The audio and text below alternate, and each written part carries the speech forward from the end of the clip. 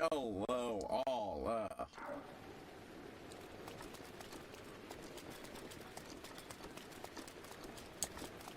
We're back into the usual. It's very hard. Carry yourself away from the thing you're reading.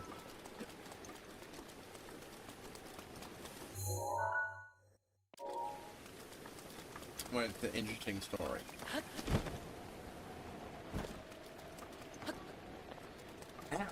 One is I'm reading it's Boy, the quest. The latest plot twist sure was something.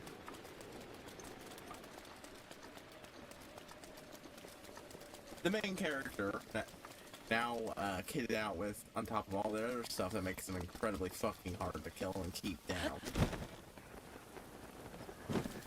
has gotten a 25 dwarf favor costing axe, an axe sword, not an axe. Dwarves don't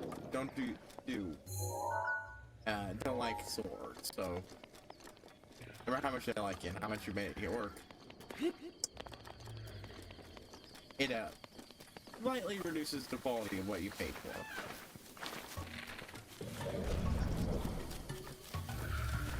Suffice it to say though, it's a real good.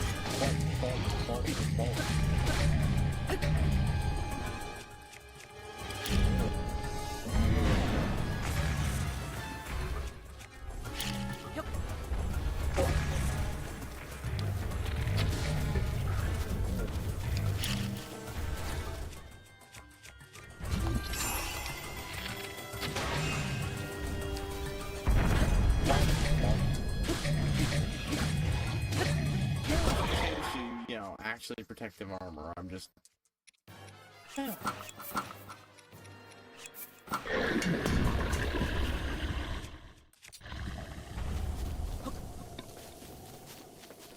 hammer sucks.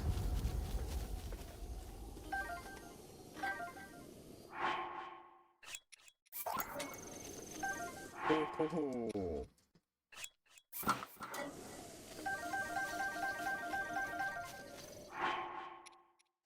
Boy. That's a new weapon, so.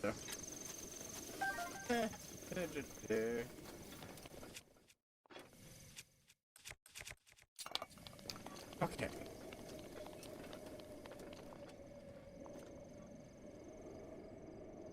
Yeah.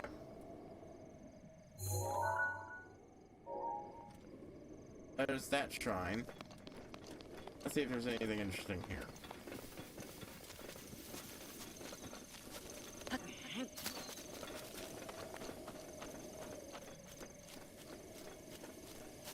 But yeah.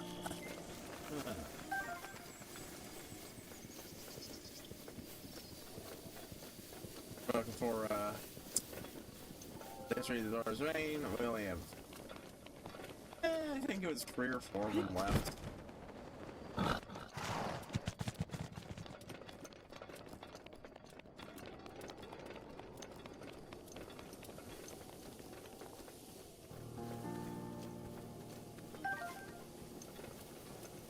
What we got?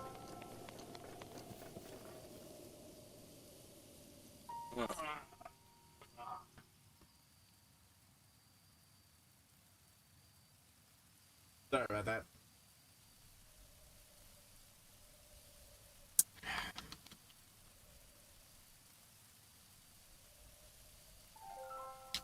There we go. Just a little bit of drink. Right. But yeah, with a very, very killy sword. Narratively, that already made some pretty fucking interesting shit. Because, like, there's 3 ruins on it. A master ruin of Crag the Grim. Pretty much approach of a ruin. It makes it so any hit you do will have the appropriate force to break it. Originally designed for hammers and such.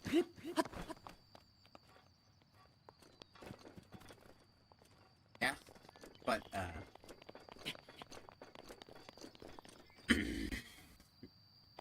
you know, I always thought this was ice.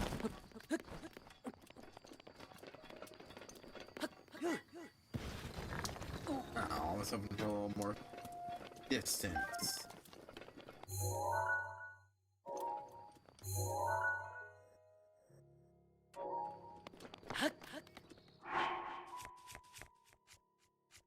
Up to the force of a cannon shot, of a cannonball. So that's a lot. And it's on every fucking swing. Again, that's a lot. But also no danger of overshooting because it'll tone down if it takes less than that. So, already that is incredibly fucking broken.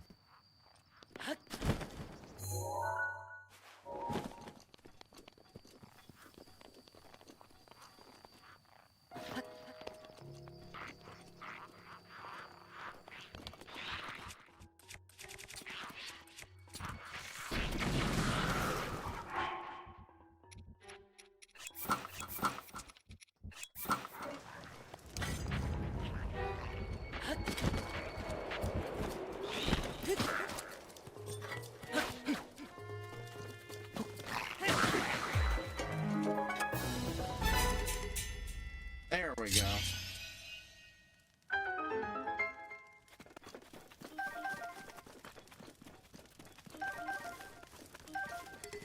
Ah.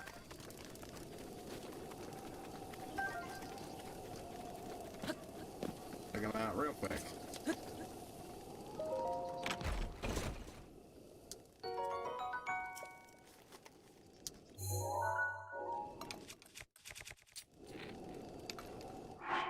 Let's see.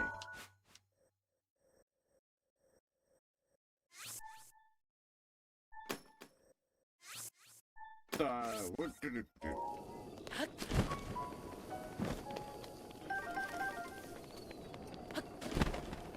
Huh, that looks like it's just a little bit up.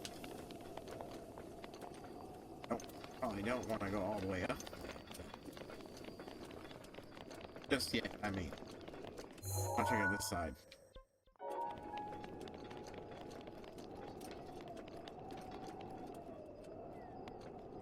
Still not seeing the, Zora histories. Probably, honestly, almost certainly not in this area. Probably not even in this area. Could be in this area, though.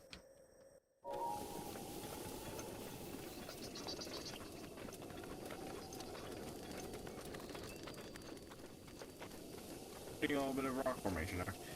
Okay. Let's go.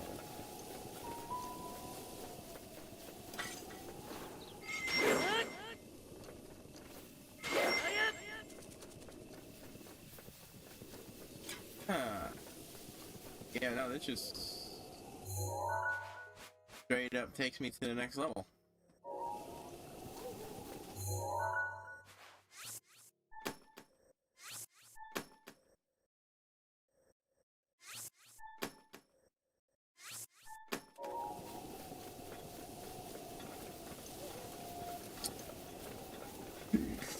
That's just what the first ruin does.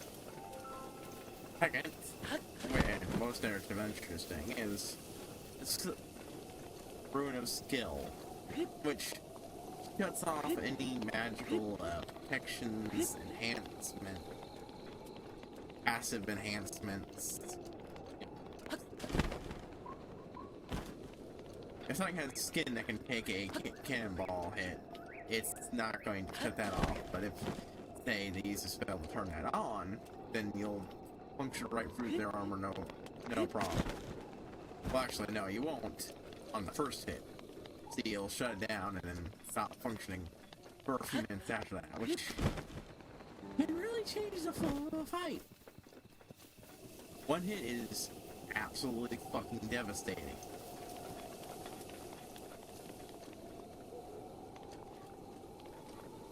Magical items, whatever it is, it stops working.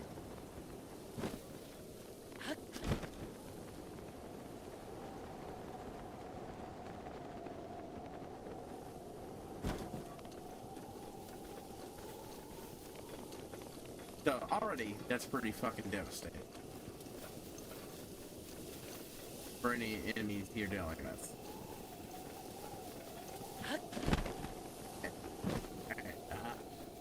The narratively interesting thing is the fact that it's a more advanced and complete version of a prototype ruin being worked on by another ruin lord. One that he probably might have turned into his master ruin of his name and everything. So,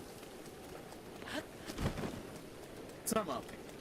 This man was visibly vibrating with fury. Dwarves do not take grudges lightly. They have entire books of them.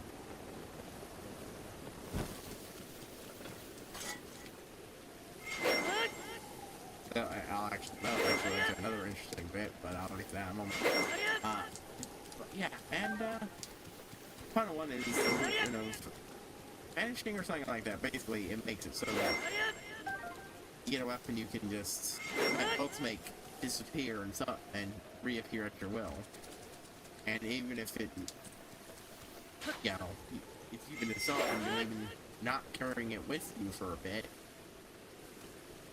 you can just summon it back up from yards and yards away. So if you're fighting somewhere precarious and you drop it, you can call it back to your hand just fine.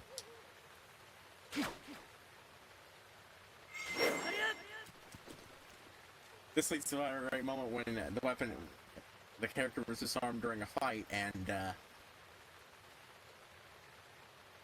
made a sword swing motion and had it reappear in the hand just when it attempts to strike, guaranteeing the defeat of their enemy. That was real good. Centuries old vampire who had been setting up a school of necromancy. And going in and just killing every one of the guys you think you could. Of course, not guaranteeing that anyone who had just not been there or in the town at all. That one was a great one, because it just led to armies getting permission to not armies, battle mages of the college getting permission to go in. References, battle mages wield magic that's on army scale, and they're basically the setting nukes.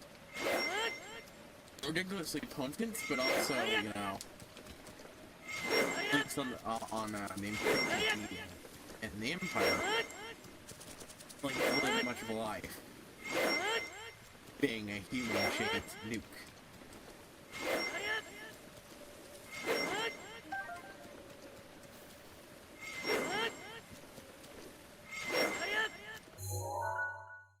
I want to get that one on the other side first. Then I'll come up there.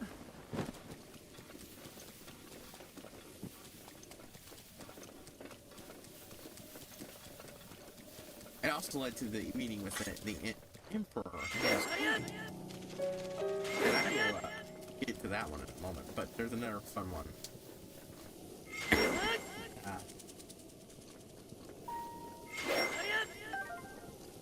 Yeah, my brain, I'm a little distracted by something I need to do in a few minutes. I will have to take a quick break here, or sorry about the being so early.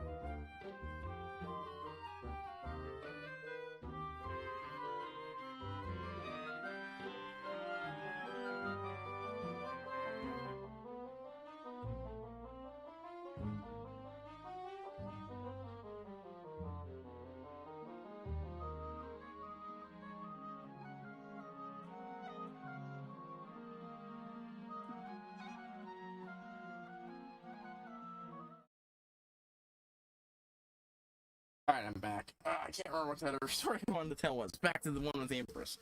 So this requires a bit of backstory. I didn't mention ever. So the question where they killed the quest husbando.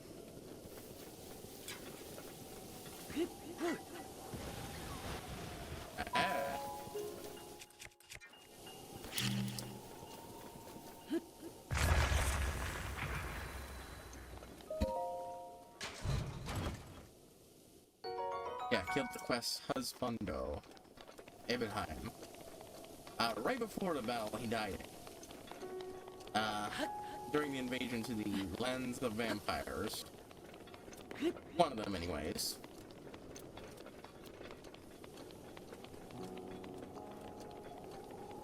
In setting,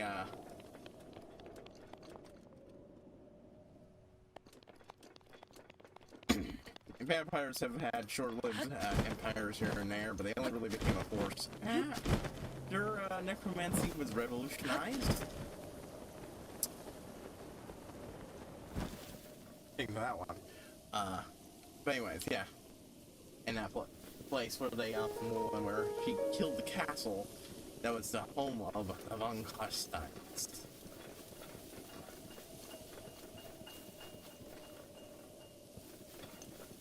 The guy who was most directly Dracula reference. Vladimir. Or Vlad von Constantine. Right.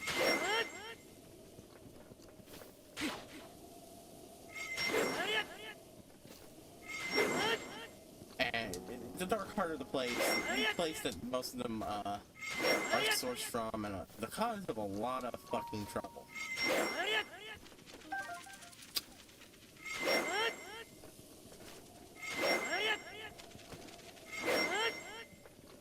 But see, there was one town in that place that did in fact pay tribute to the Empire. It recognized the Empire it's from. It paid tribute and taxes when, you know, it could get them through the undead and other hostile forces. And the person in front of it, Gabrielle, something or something other, the good Countess Gabrielle had been ruling for centuries. And there's a lot of moments where she hints rather heavily at when the character ends up meeting her. She's a vampire. But she's also friendly, willing to fly the armory, and isn't causing trouble, so come on for later. Once the war is all wrapped up and done, surprisingly, she's disappeared. Now, actually, you know, to the main character's senses, there's not a speck of the whole vampire shit in her. You can actually tell if you have magical senses in setting, because... Hold on.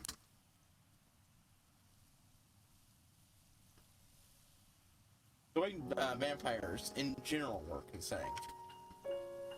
Each kind has a different thing, but in general they have one core in common. They have what is essentially a reactor of chaos energy, chaos magic, pulsing inside. This is the thing.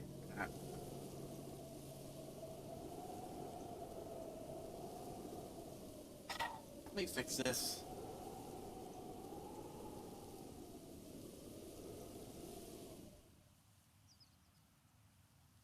Wait, hold on. Gotta turn on. Go 2 bits of my lighting.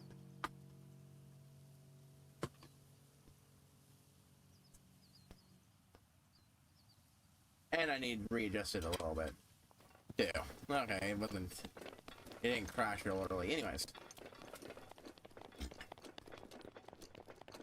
Of a chaos energy. Dark. This reactor core, essentially. So it keeps them alive, but it also tends to drive them increasingly insane. So, while it does render you immortal, and I do mean immortal, One of the more common things is, no matter what you do, when you kill them, they don't stay dead. It is possible for them to, when in the right circumstances, just their remains, their skull to be source of it, I believe, to just spontaneously sprout a new body around it. So when you kill one, you have to actually make sure its body stays interred and nothing fucks with it. But yeah, if you have magical senses, you can sense that little magical reactor that is slowly driving them fucking crazy if they don't drink blood regularly. Because drinking blood does stave it off. Allows them to maintain something resembling sanity. But yeah, not for the nurturement, for sanity.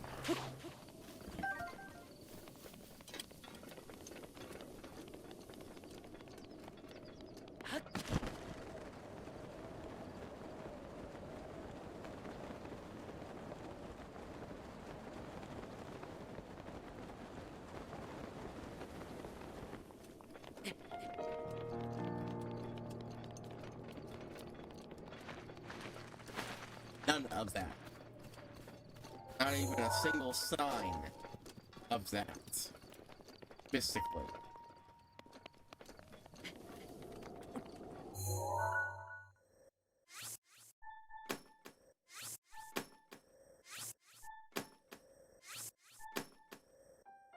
When I get to tall peaks after checking out right across here, I'll jump down and go down here.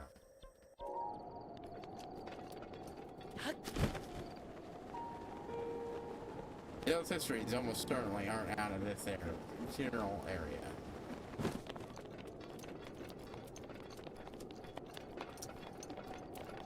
So it was weird and it needed investigating, and she just disappeared. But it wasn't the biggest concern, and then the main character got fired shortly after. So there was nothing really to report to the new boss. I'm meeting the Empress. And why? Who is it? Heidi Hobbs Anderson. True heir of Sterling? The place his main character used to work for.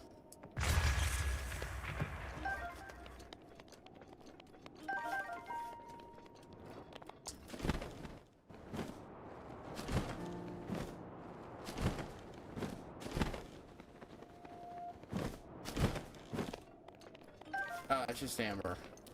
I thought it was Topaz that fell.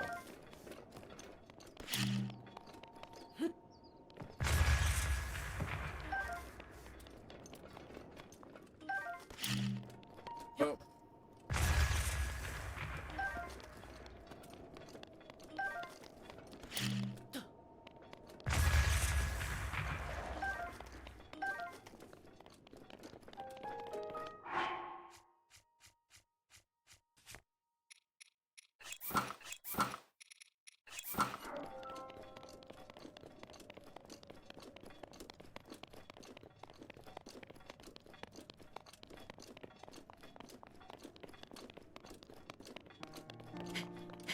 But yeah.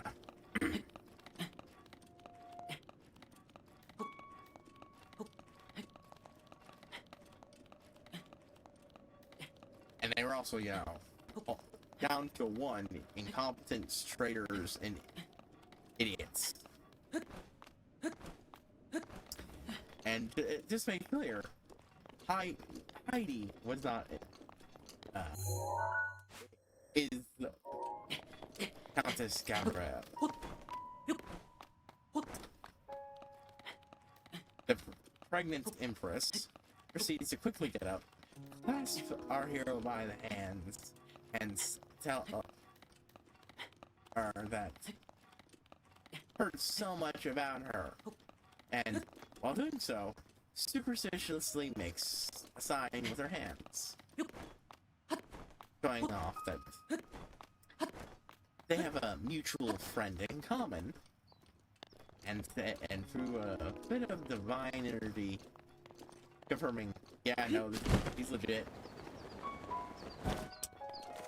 Turns out she's a worshiper of Ronald, aka the guy the main character helps. And worships the god that it helps and worships and helps pull off the heist of the century. Now he's letting it all that power ride, so to speak. With his plan to launch one of his worshippers, a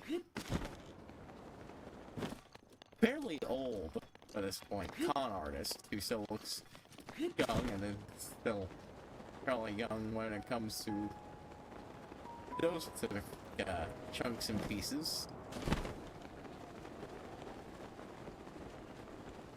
Ah. I was like, is that a...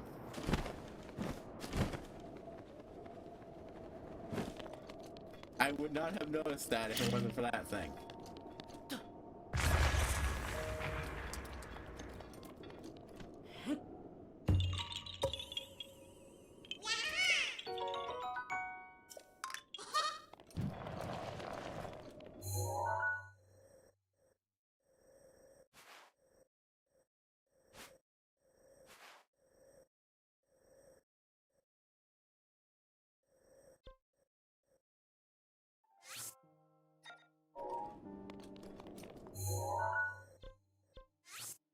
I'm gonna come back here.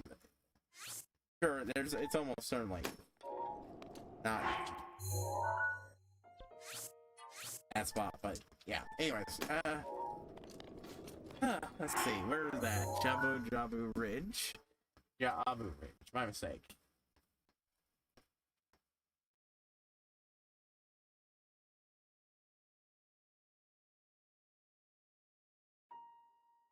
Later on, a social action is spent on getting a meeting with the Empress. Not exactly an easy thing to do. And the story comes out.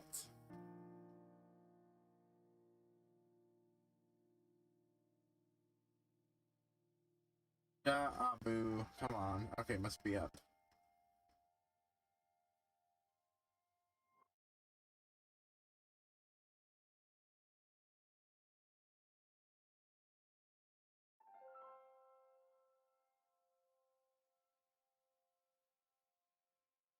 Huh.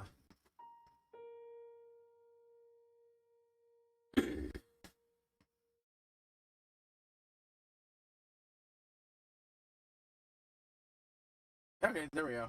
Only one.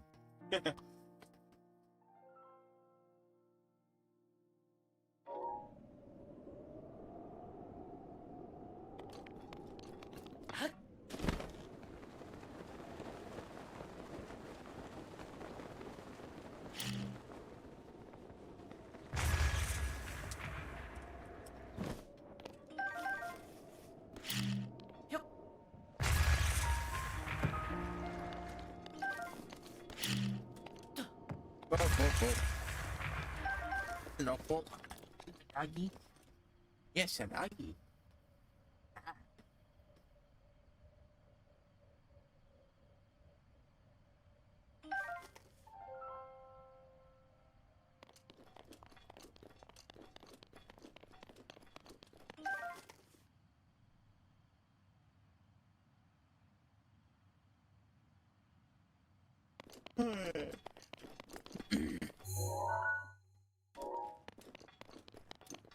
Go over a little bit more, just walk around, what? And then we'll climb it up.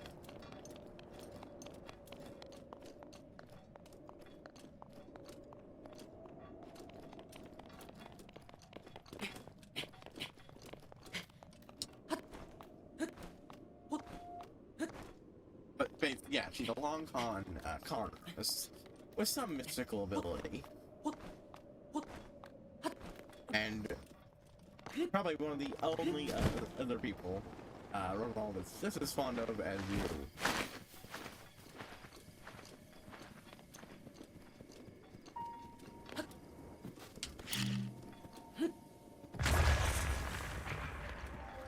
Totally serving and that him via being a long-standing comic artist.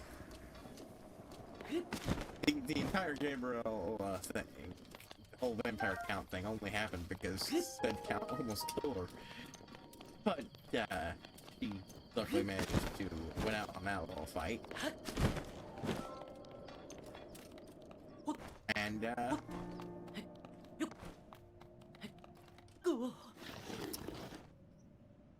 proceeded to take advantage using a bit of the magic she does have. And a little bit of divine pull.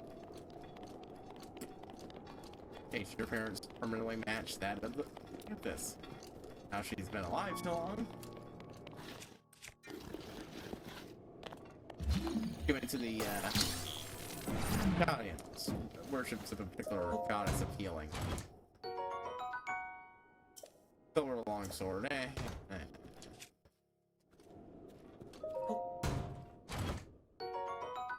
Oh, well, that's higher than this thing.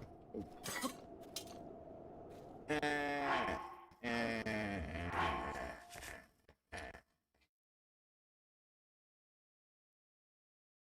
don't want to do that. Mostly, well, actually, you know what? When I get the, what is the, forgot that. Probably a spear. I'm just gonna swap out what,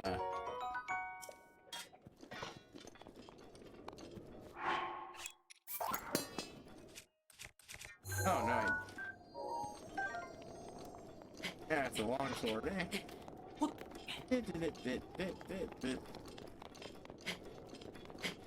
gonna have 12 arch to cook on the Kana gate. The identity of Heidi hopped on the sun. Made just enough noise about having her rightful land stolen from her by another. Unintentionally as it might have been, of course. By the people responsible for renouncing her claim for the sake of the Empire.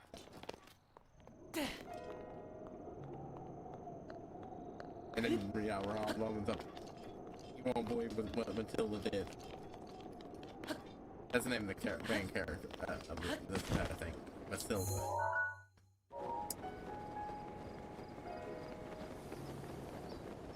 And, that's how things got influenced.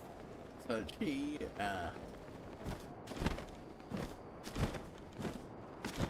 seduced the, dear old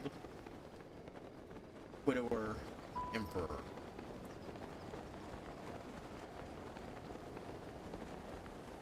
For those who know, Warhammer Fantasy, the emperor had a different wife in the main story, and had in years past given birth to a kid named Cuthons, greatest emperor of the empire since Magnus the Pious. Yeah, he didn't pop into he doesn't exist in this version of the verse. Oh yeah, another one of those disgusting things. Neat. He would have been born before the main character did anything, so. Nobody in the party needs to feel guilty about accidentally getting the greatest emperor in the empire killed when the choices they made led to the Empress being part of a chaos cult, to say you. Yeah, and then when that cult started getting torn apart, well, Empress, well, they were informed that given the timing of things, the Empress dying along with the Emperor's being heir. Yeah, that's how I put that. Players thought they had accidentally fucked up big time. But yeah. The Empress, a new heir on the way. So, Empress, it's just good. It like asks, so what's the plan? It's like, oh, plan, no plan.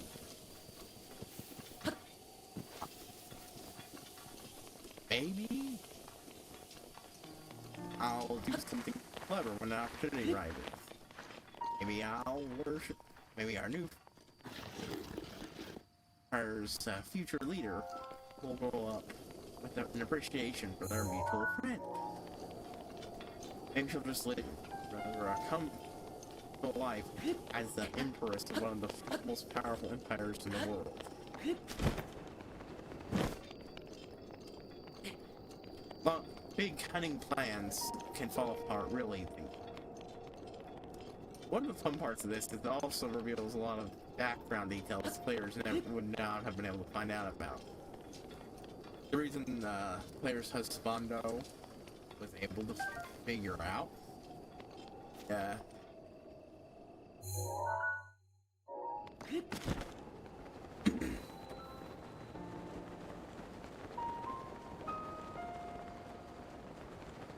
who was calling that there was a cult that Mathilda, who was pulling the strings on Mathilda, even though she was exclusively loyal to him.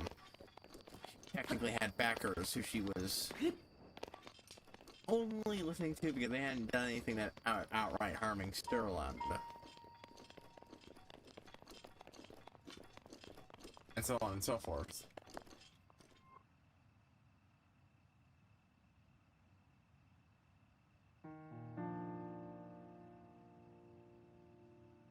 Or the Empire at large.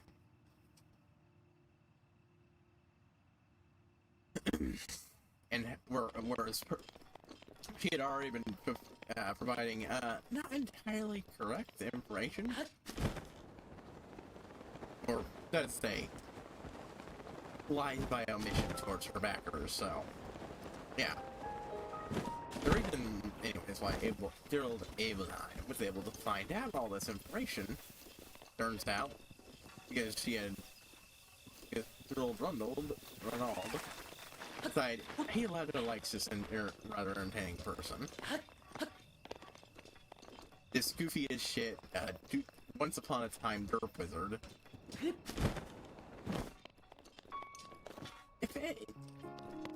And I should clarify, that is a dead meme, a banned meme in the thread. I'm only using it to express what it was once upon a time.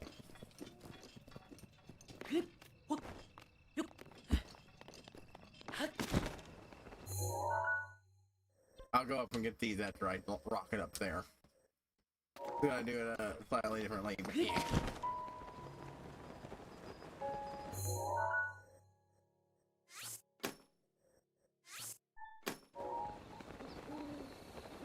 I do have an idea that this could very much be a place where one of those things is hidden.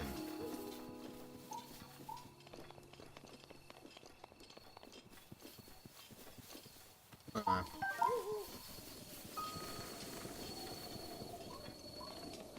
little bit of ways, but it's near the East Reservoir. It is part of the East Reservoir Lake, so... Oh! House!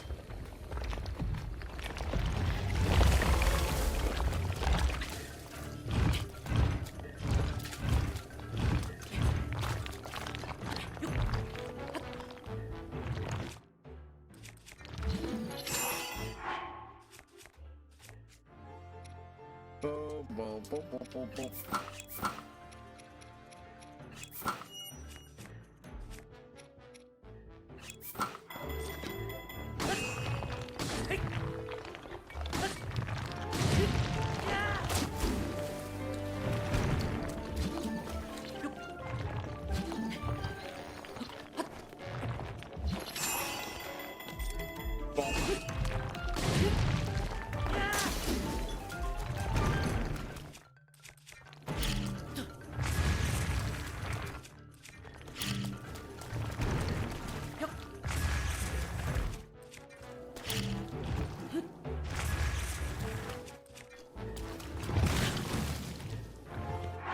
That's what I get.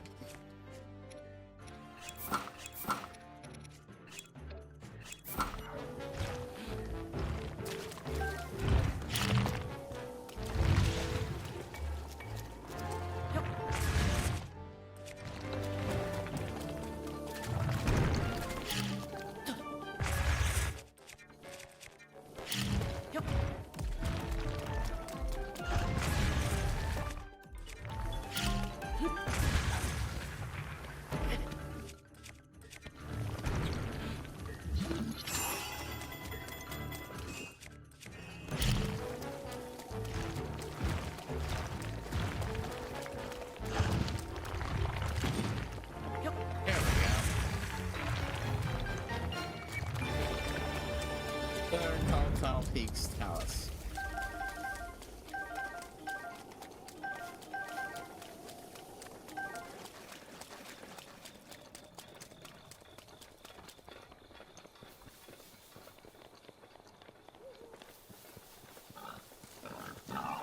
What the?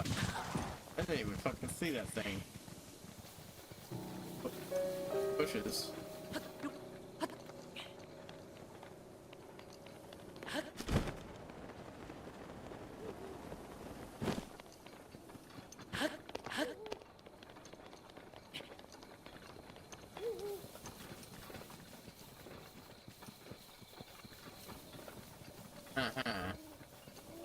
See if I can't spot one up there instead.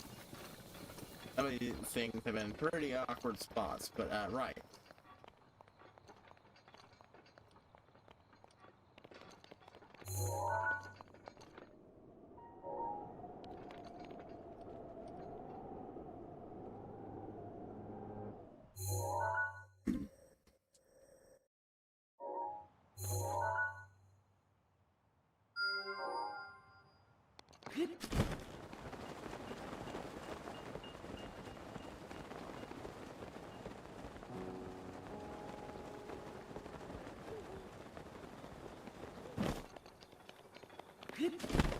Well, anyways, yeah, it turns out because she had already gone and like her partly between being fairly sundry in the way she worshiped, while also still being a true, absolute believer.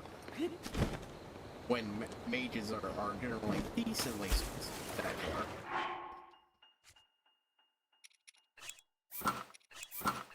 Like, they're encouraged to be, but still not in the least.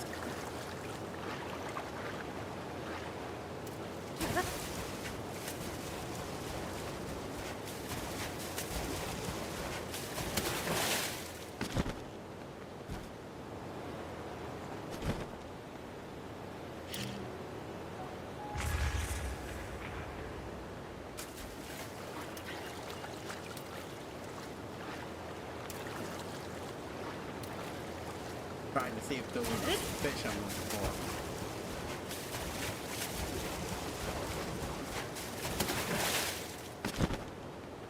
Okay, well, I had to go this way.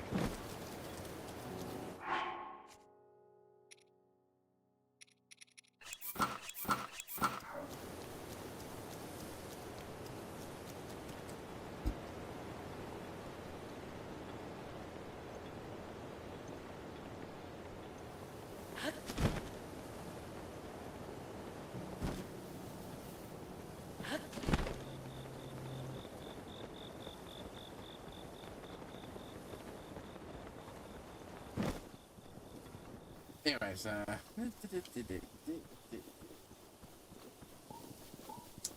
yeah,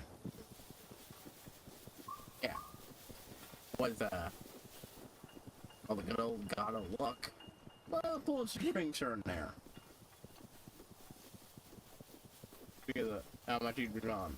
And then, of course, as the story goes, she just pulls increasingly over the top shenanigans, and yeah.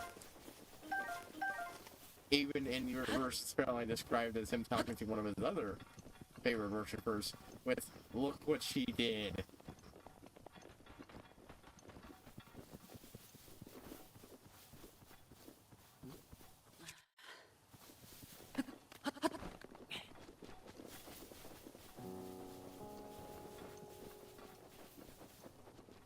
Really?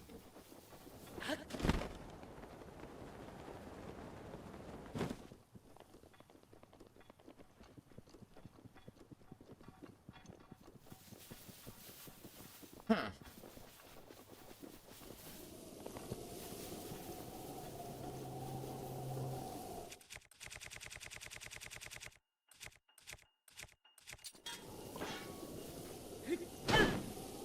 Okay, yeah, no, I can't use big swords for grass cutting. They don't.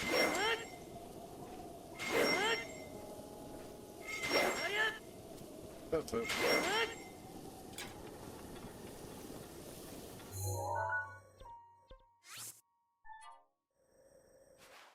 No, I've already been there. I was like, oh, I need to go. No, no, I have been there. Okay.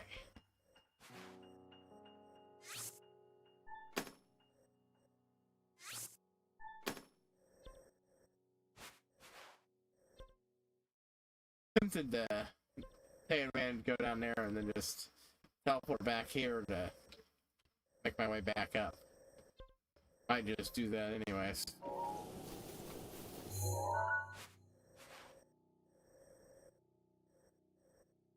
Oh, I know that's no longer got a secret in it, so.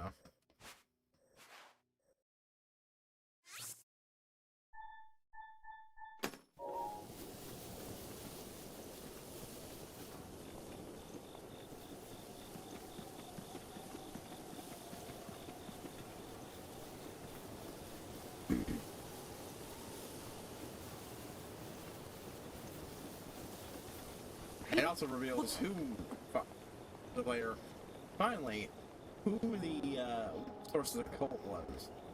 The Lahamans. The Lahamans are a group of a vampire kingdom of not very great power, but surprisingly large influence for the simple reason that they've infiltrated the well, I mentioned those Helix, the Stallions? Yeah.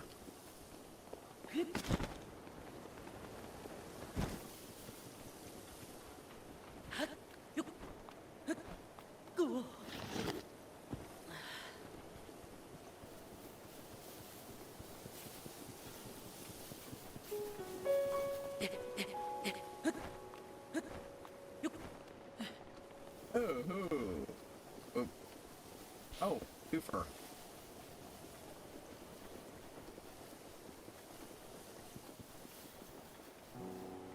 Where'd he end up? Aha.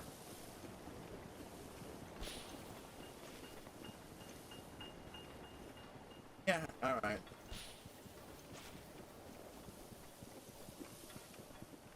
That one's obvious. It's leading me up the top of the mountain.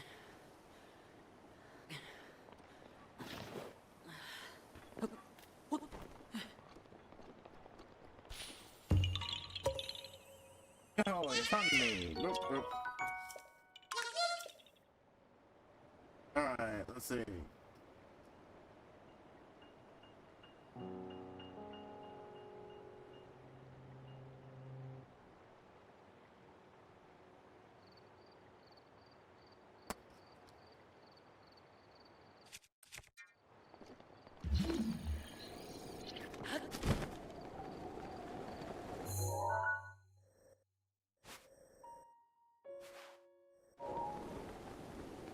Supposedly, this one has to do with magnesis, but it also mentioned carrying a boulder across the river, and I didn't see a boulder anywhere.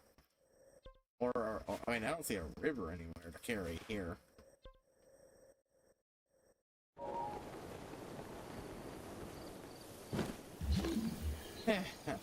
I'll find it eventually.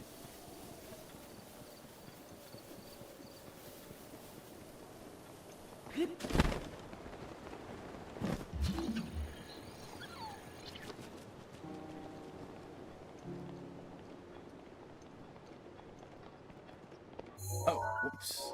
Not exactly where I was planning on going, but I might as well run up here first.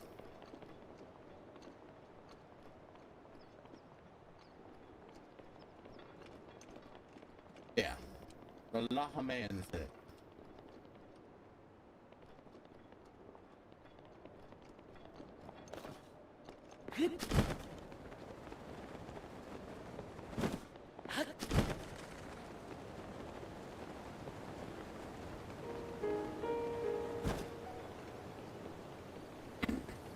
It's just an really interesting way to find out about it. The other bits, interesting bits, are, oh, a fun little side note. There's this other funny moment when a character was scouting out trying to figure out what was up with a nearby clan of Skaven. Yeah, exactly.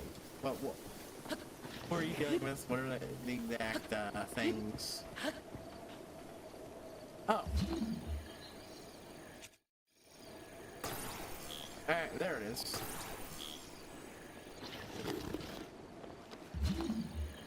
I couldn't even tell that was there.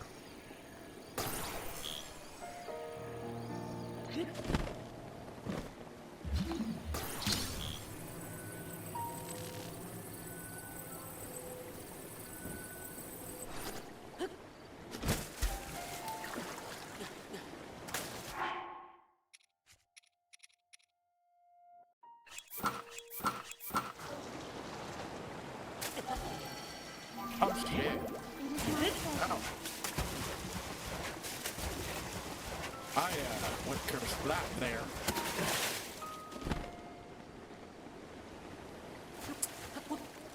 Oh, now I know what this thing looks like.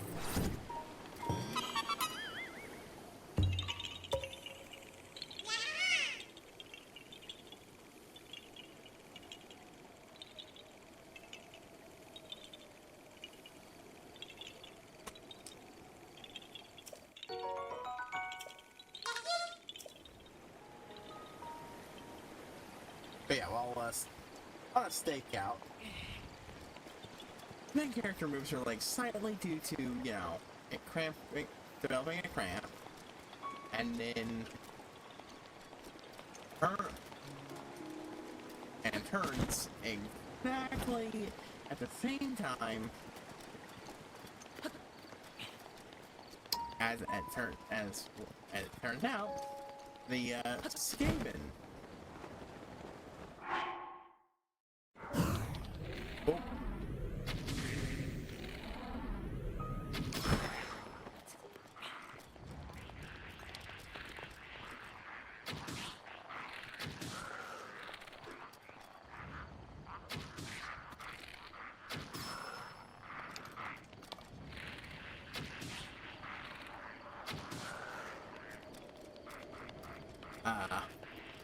Yeah, there was a Skaven that was completely just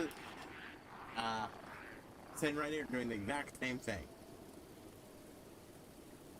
This leads to mutual screams of terror. Then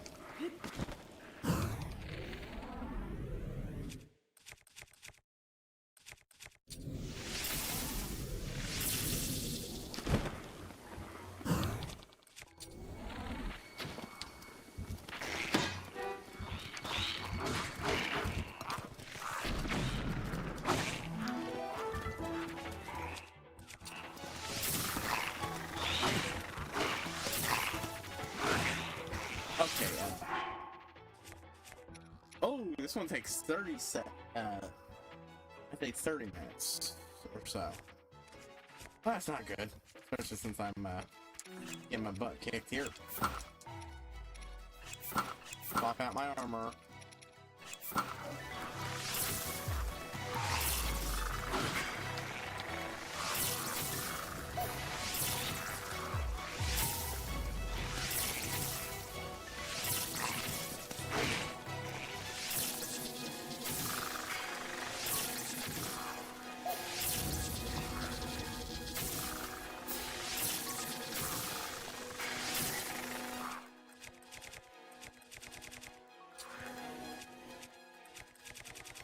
Bump, bump.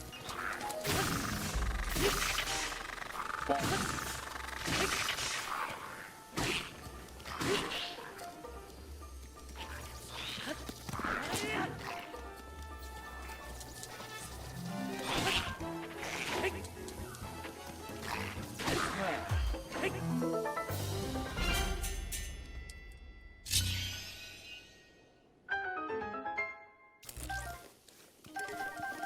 Oh boy.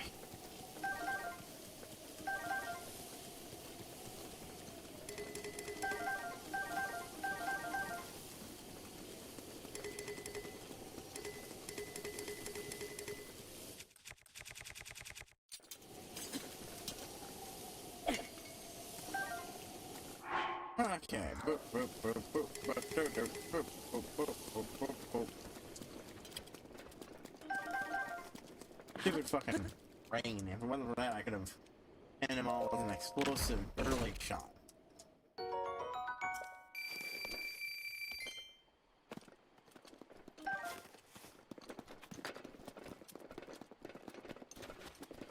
probably gonna be annoying because there's actually something,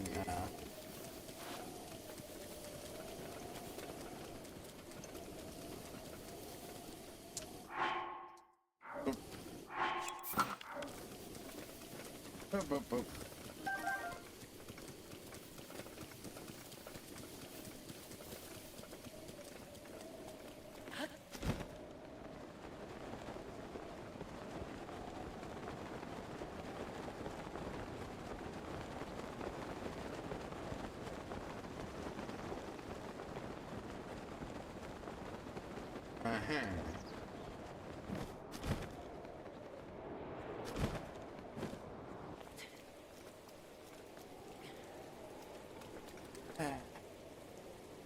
Kind of just wait for this to pass.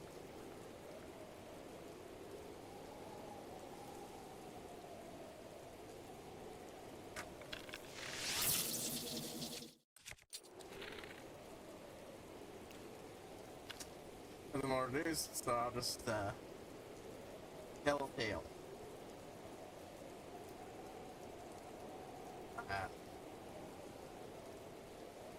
Anyways, yeah. After the mutual scream of terror, Phila and the rat ninja agree to pretend this never happened and go their separate ways.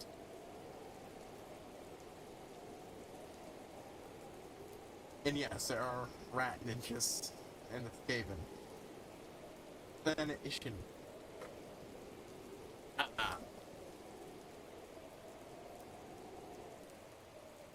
They're self-focused characters, and they're apparently going to announce that someone with extremely potent magical senses, which the main character has acquired by this point, possibly second only to long experienced elven mages.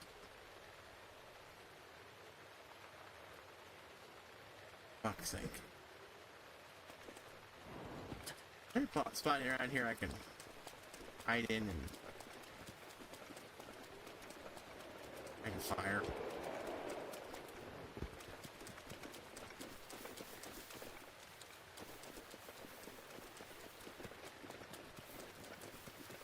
Wait, I have an idea.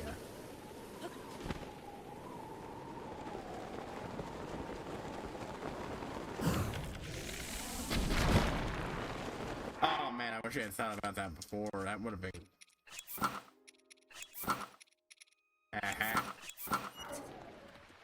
Fuck you, game. You thought you'd deny me access to this thing until after the rain stopped? Around it. I really wish it went from always raining to almost never.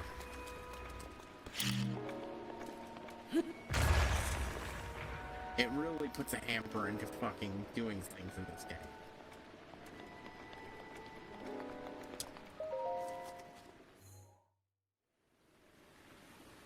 But I'm glad I thought about that at the last possible second.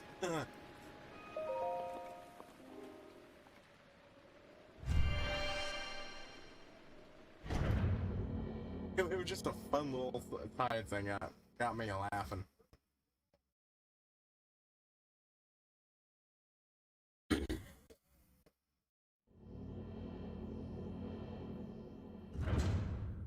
Then I'll talk more about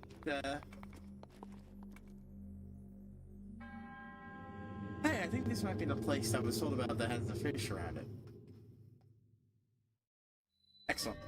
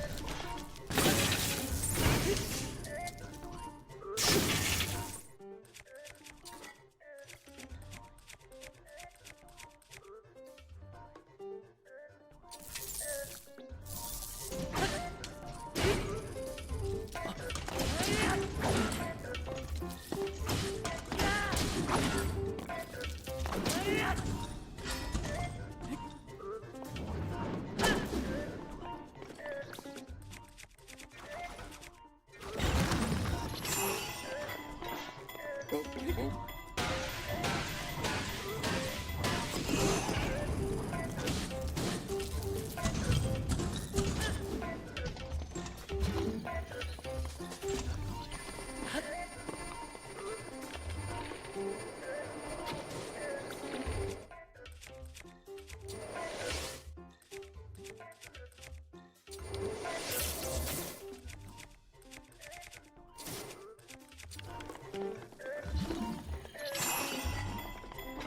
Boop, boop, boop, boop, boop.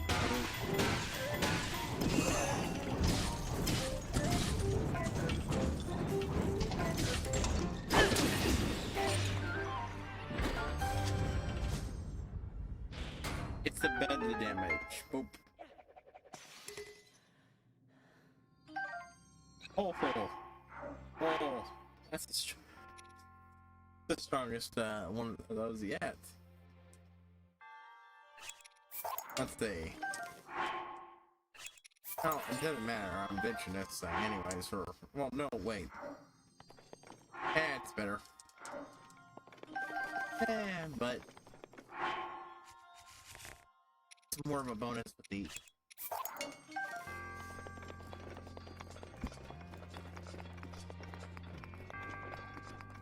Full set of gear, so... Here we go.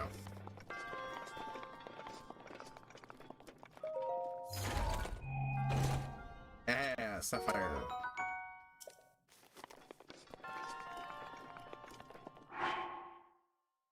Right now, the one guy wanted an ancient sword.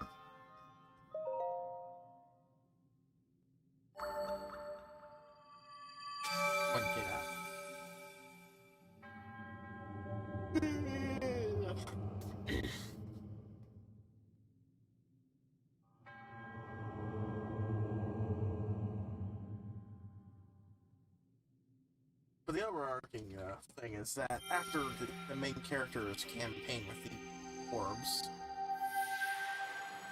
she ended up becoming their court wizard.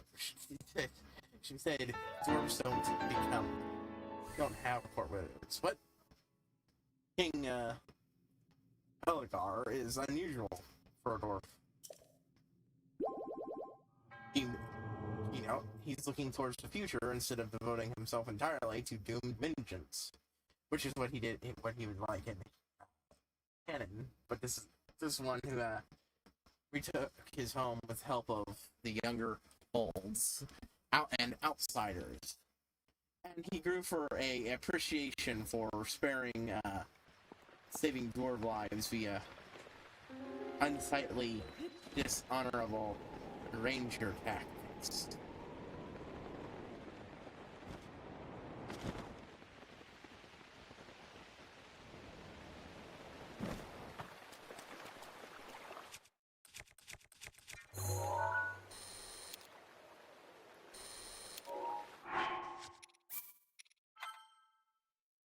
Okay, sneaking, sabotage, assassination, shit like that.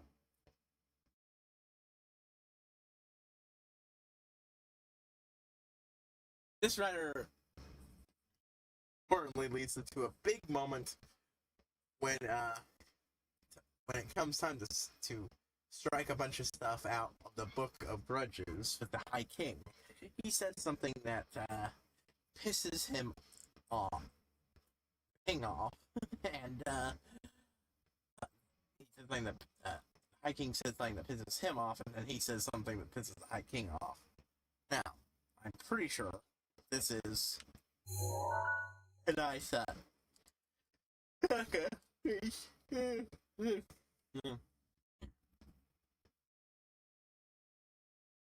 So, wait a moment while I mark this one off.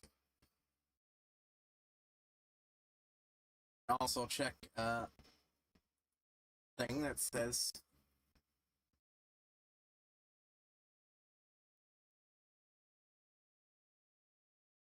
hey, there we go. Can I shock I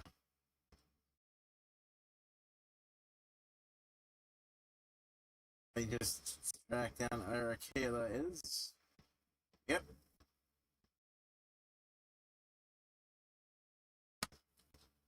Southernmost pool of water. There's hardy bass.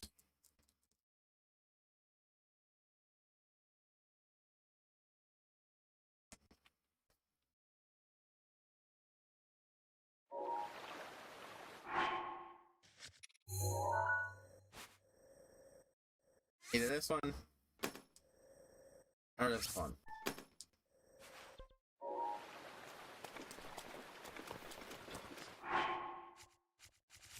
Boom. Boom.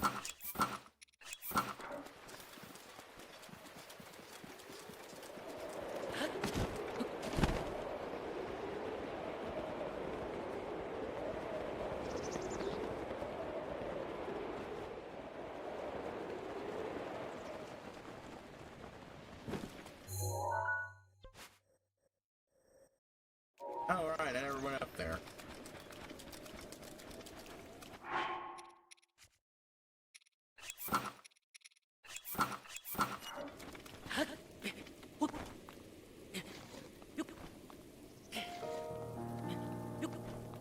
Right in front of me from climbing.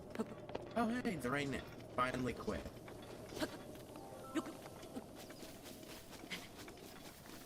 Ah.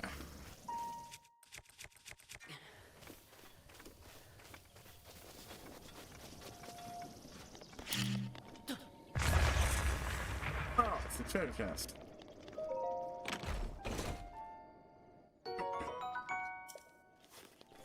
And here I thought I had found some Koroks.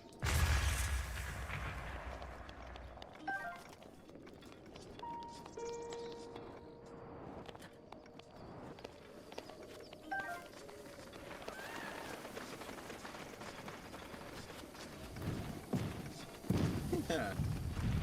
Well, so you had me, huh?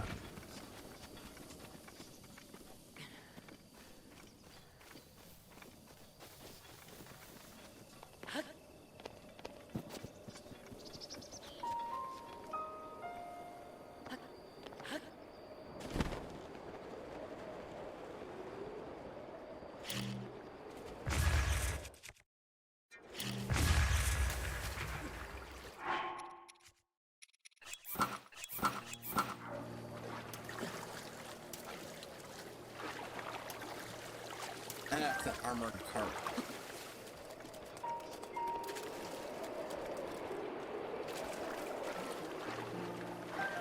Spiraling pass.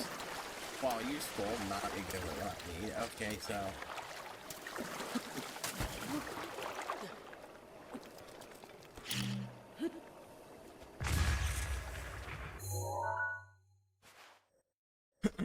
I'm assuming it might mean that then.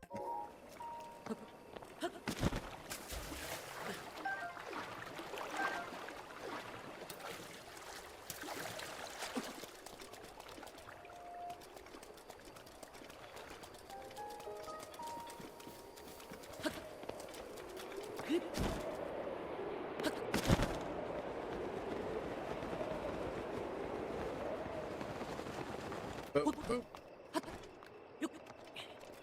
I can't remember exactly what it was, but oh yeah, I remember. Like, if you can keep this, if you keep going, if you can last until Prong arrives, we could triple the grudge harvest.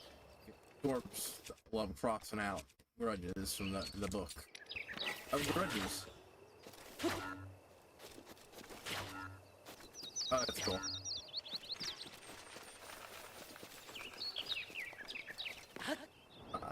So the thing that's like cool is the sword. I don't think I realized it made that sound before.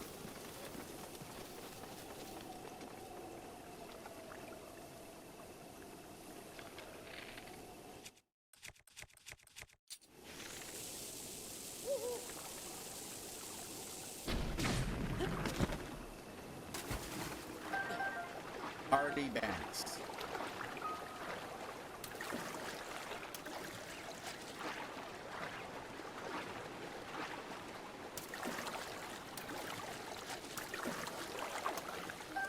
Mighty Carp.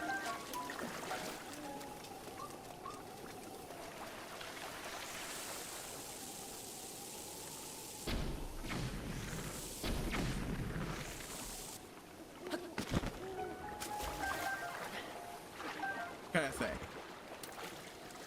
Really the best way to fish. Boop, boop, boop, boop, boop. Oh man, I even got stamina.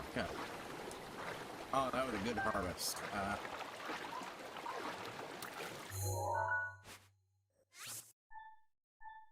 No, no. Oop, oop.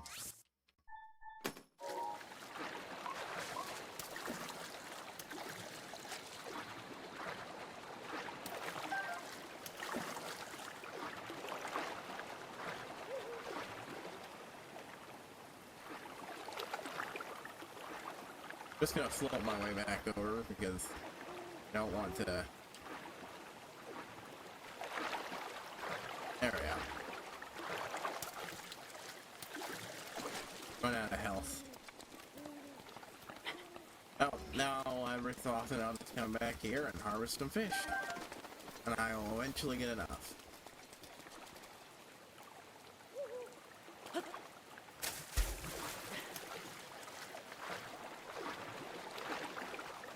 But yeah, and then how long, if you can keep this going for long enough, we can double something, the grudge harvest.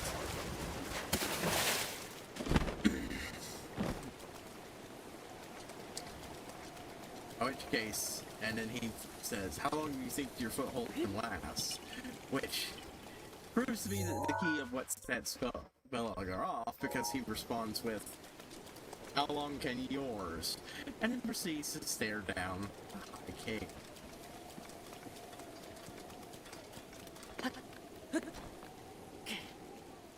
To quote the main character,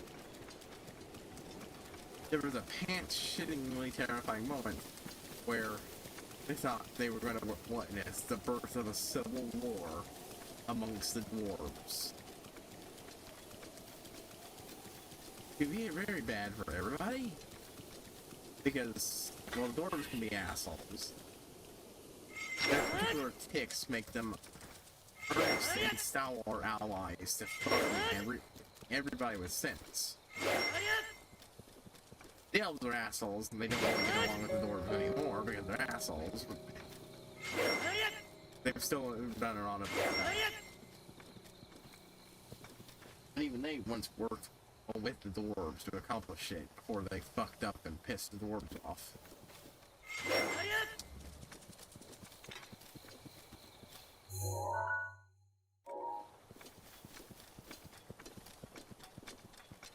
Alright, let's see. Did there?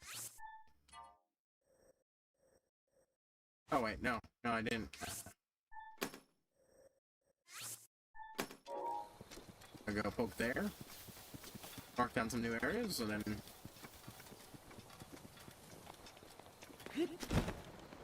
do a teleport.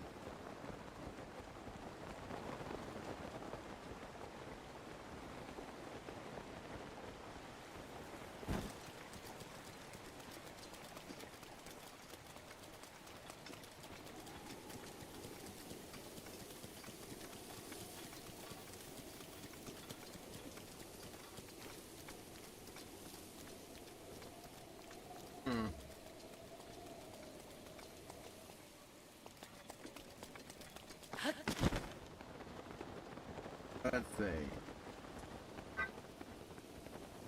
Nothing there. Nothing there.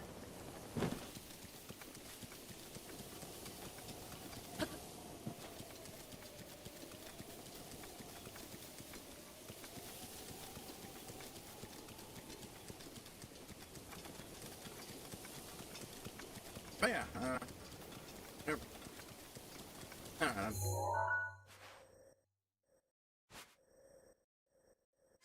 could be something up there. I've done a mountain, but there's parts of it I have barely explored.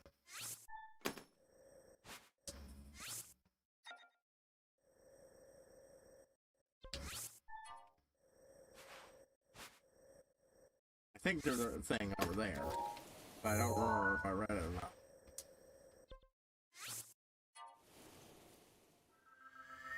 Actually, hold on, I'm gonna do a teleport spree.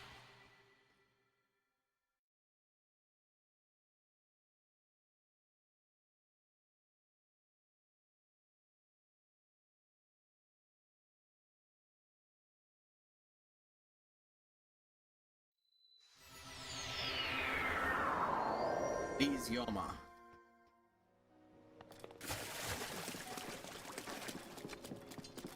Boop, boop. First, I'm gonna go here.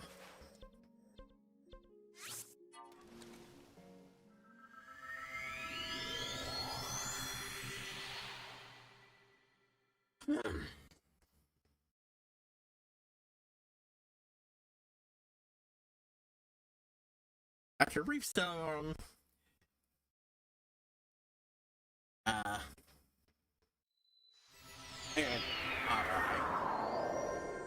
left the book grudges that he was going to mark down as unmarked. Meaning, of course, there would be no favor trading or rewards for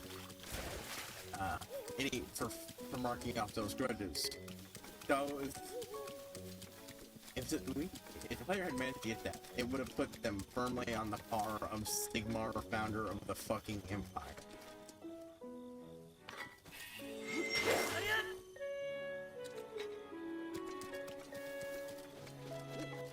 If you return my last products, I will weapons dash.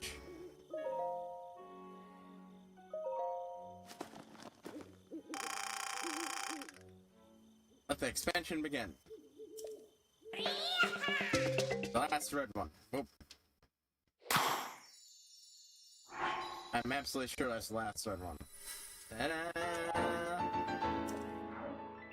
And send them out. Chicago. Anyway, stash no further. Sorry. So then, do you want to expand on the weapon stash? I got enough shields, honestly. Big thing that making me burn through them is, you know what? Another shield. Just so I got spots to pick up a bunch of them for waste. Used for shield surfing everywhere.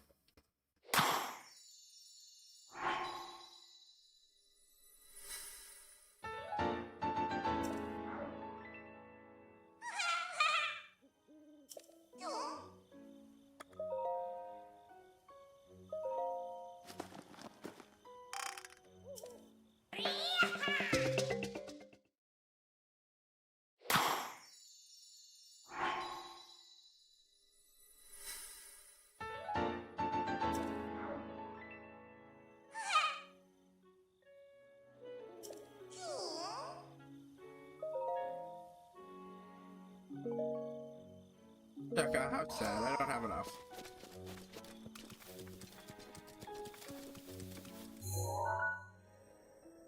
There we go, there's that, and now I will do a quick run over to expand, to upgrade the boots.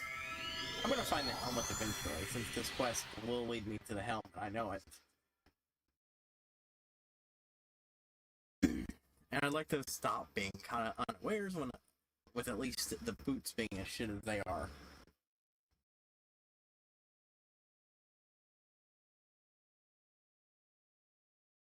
But yeah.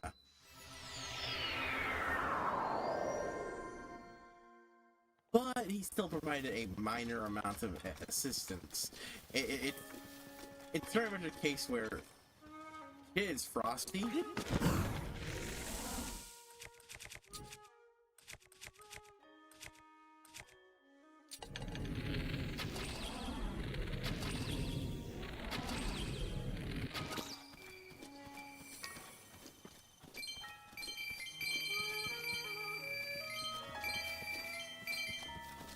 Huge.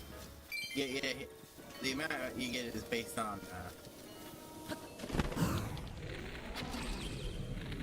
damage you do generally, and using that highest damage bow just for the occasion of getting all that those hits in. It's worth it.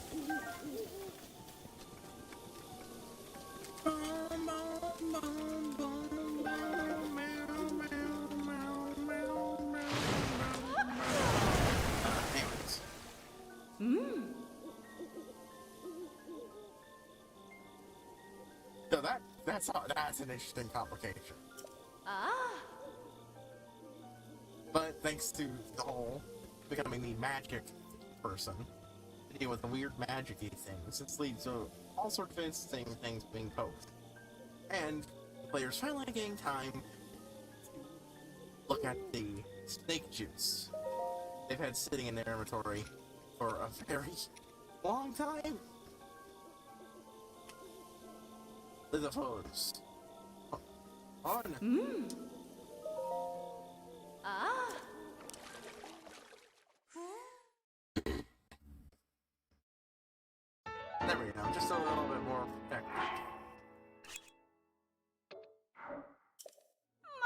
Oh, here's that, blah blah. Yes, I'm aware of them.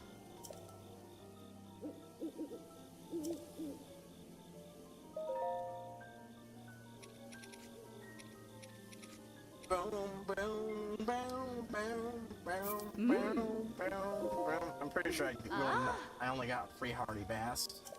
Not enough to get level 3, but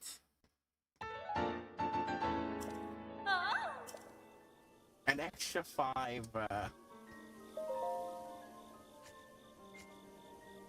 defense is still pretty good to have. Yeah.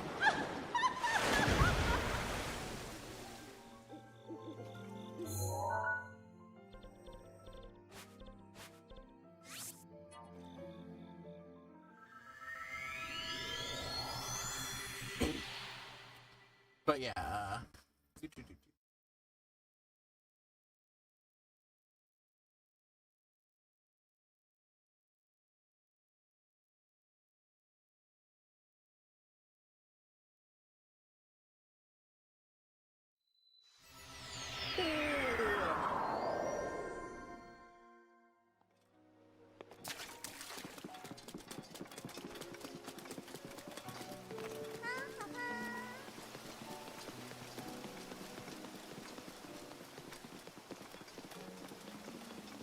yeah.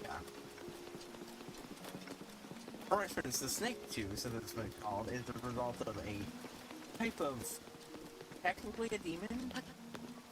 It's not a benign thing, but it's not a creature of chaos itself. It's a creature of the war.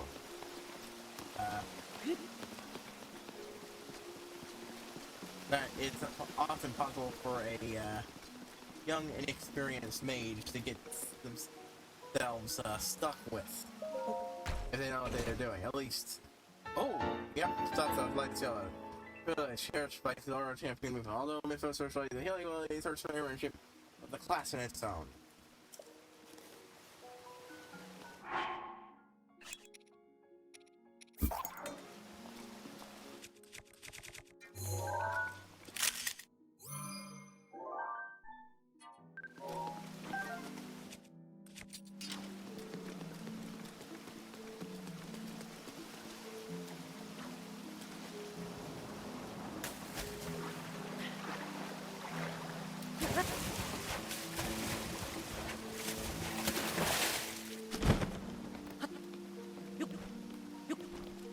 Alright, look, I can actually do the climbing thing. Boop. Boop.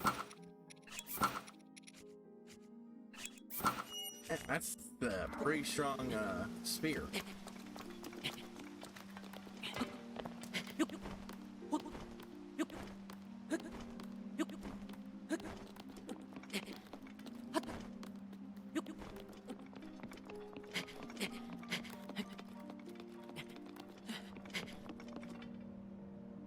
There we go.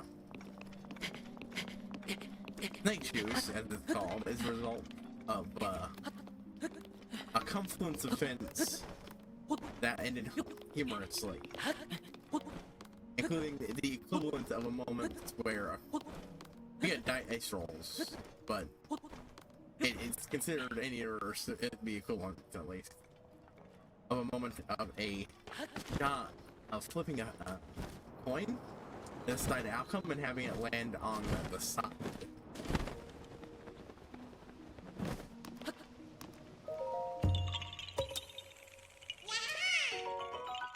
Just mark this off. Boop, boop.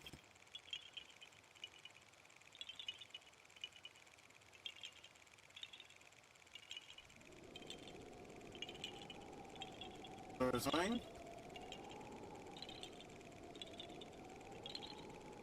Oh. Whoops. Done poofed. There was apparently, stuff up there. So, back up we go.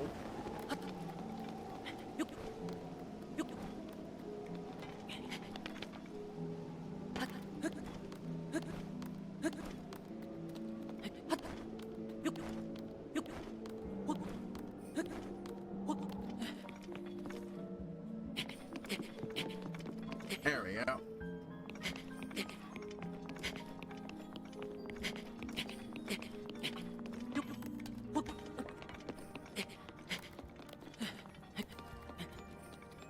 Boop, boop, boop, boop, boop.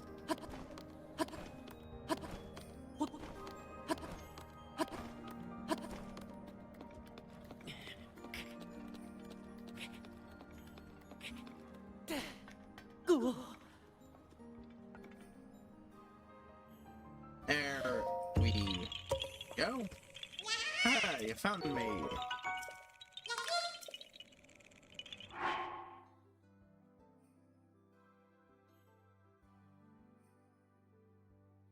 Boop, boop.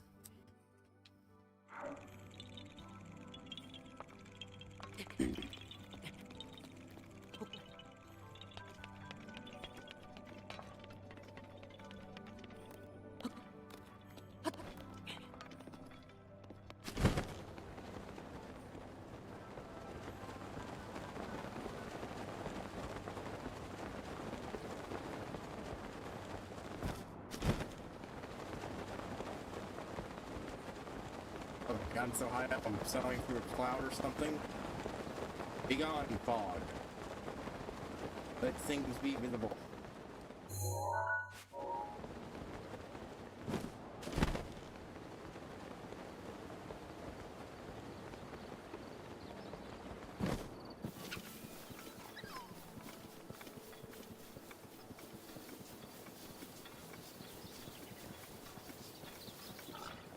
First one I saw up here somewhere. That was one.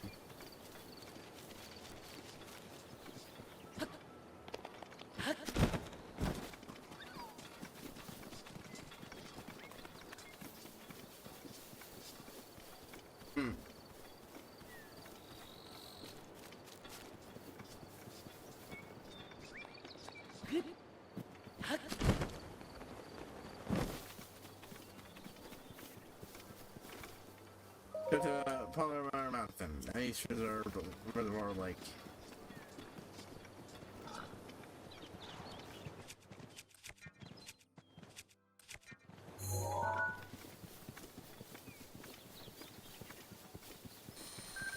Yeah, just a woodland boar. Not a new boar.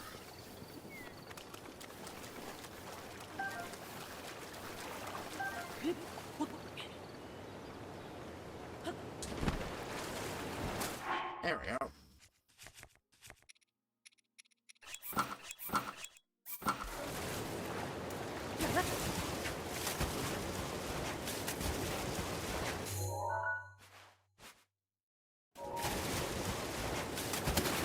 Here, actually, I thought something about it.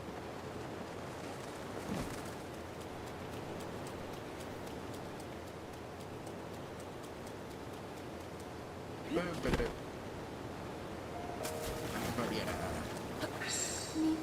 Okay. My auto heal is back. Right, snake juice. So the snake juice is later renamed to Asa Vatier when they finally, after 7 in-game years, managed to find time to win. It's a result of trapping a thing that moves through mirrors and a box of mirrors that essentially is simultaneously killing it. Honestly, to God, I don't think I can probably describe it. Just that it's moving partially through portals that are then intersecting upon itself, keeping it in a constant state of dead and not dead, causing the non-chaotic warp energy that normally forms its wing to seep out as a liquid that quickly evaporates into the winds of magic. It is chaos. It is not congealed and sickly and making the world worse place. Though it can be turned into it. If you expose it to the light of more slib, it becomes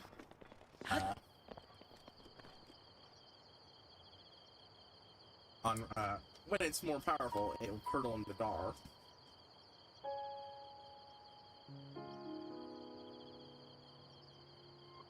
Now, stuff like this can kinda exist in setting.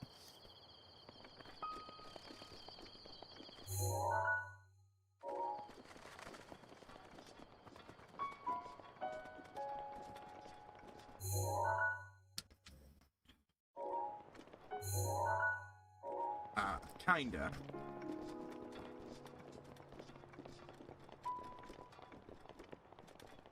I could have sworn I saw one of them around here. Oh well. But it does at least confirm that there's nothing on this thing.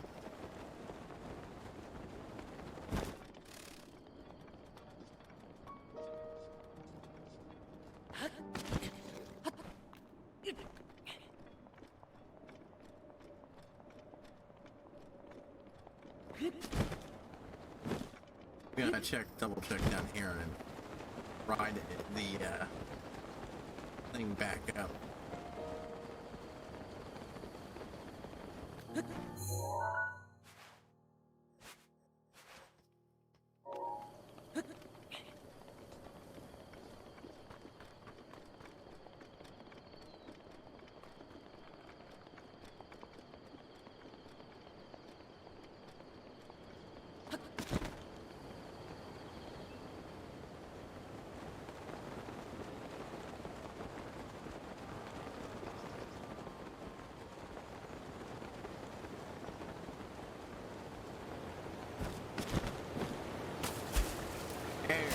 Go.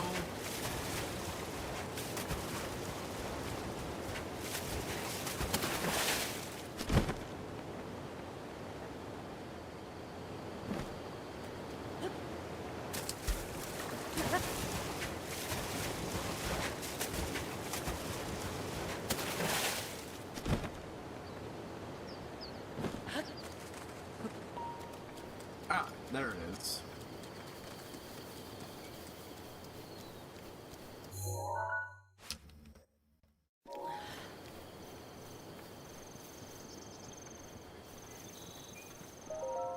This is our identity. Princess. Okay, yep.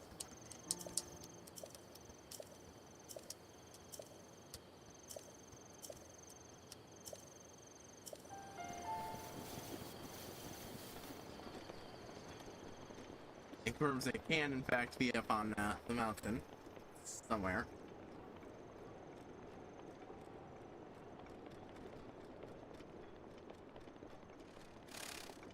Honestly, still surprised there wasn't one over there, but okay.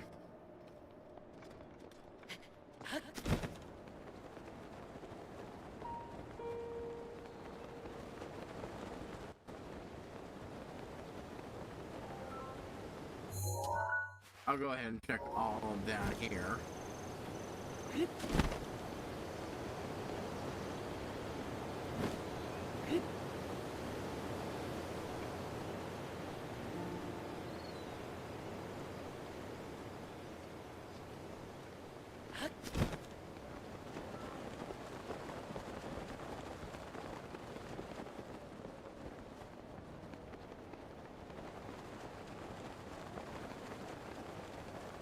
Oh, oh.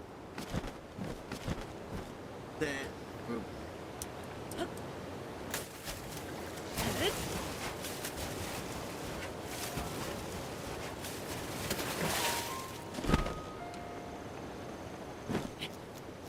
Alright, let's go up. Go.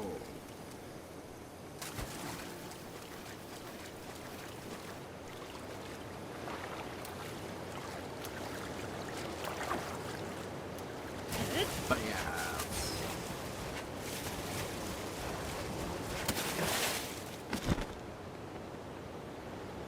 Okay, well.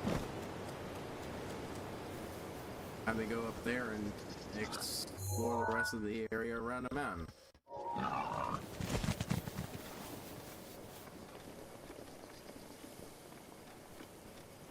Even the top of the mountain, I think.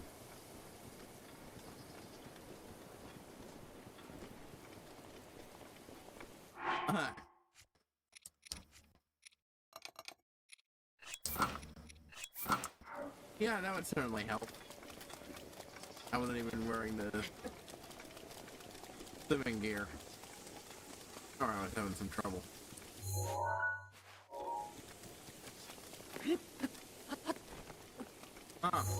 Always spawning one of these.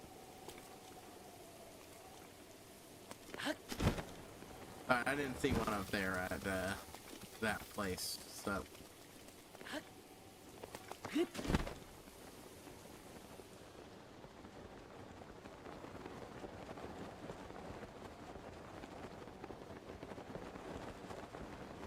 Let's see.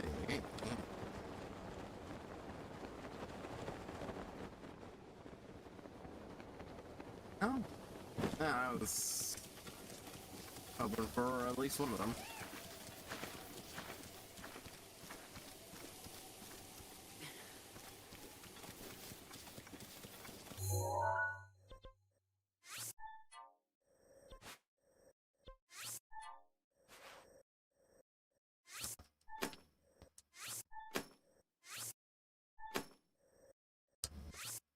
I need to actually explore that area. Not just look around for the thing.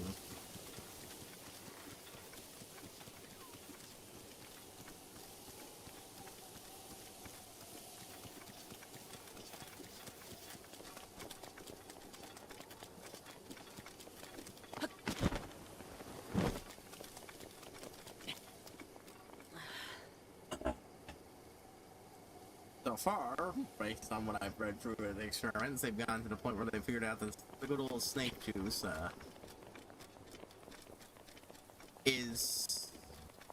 follows the states of matter. There's a funny little bit when reading through her sword books to try to figure out stuff. Having not a ton about getting a book on physics.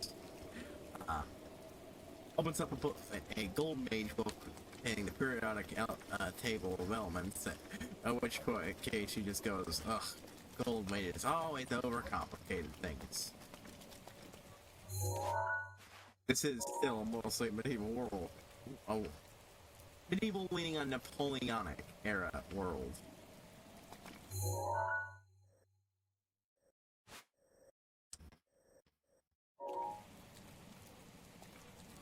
So.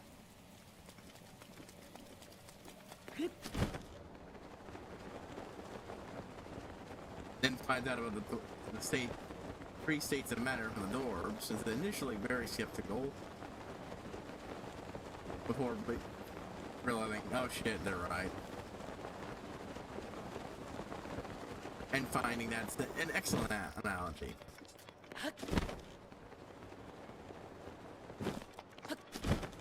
And that, if winds are the gaseous state of magic, and power stones and potentially warp stone are the solid state of magic, then this is the liquid state. And if so, and power stone is an immensely potent chunk of magic, and so is warp stone, then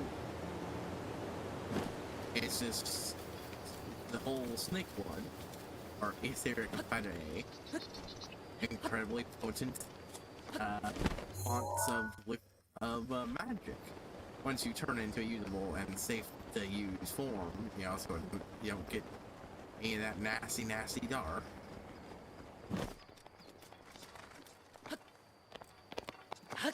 It explodes into a very large amount, if nothing else.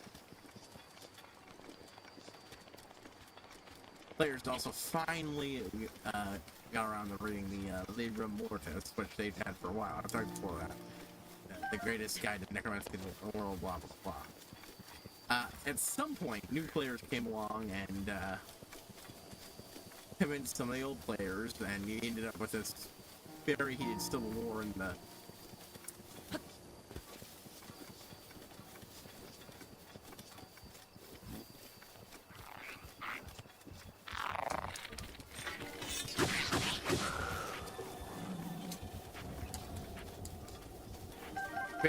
civil war in the comments, in the comments, the thread itself.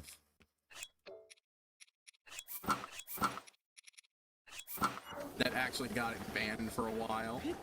Talking about it banned for a while until the thing happened. This is one of those big things I know that caused enough salt, that eventually resulted in enough salt for the topic to get banned.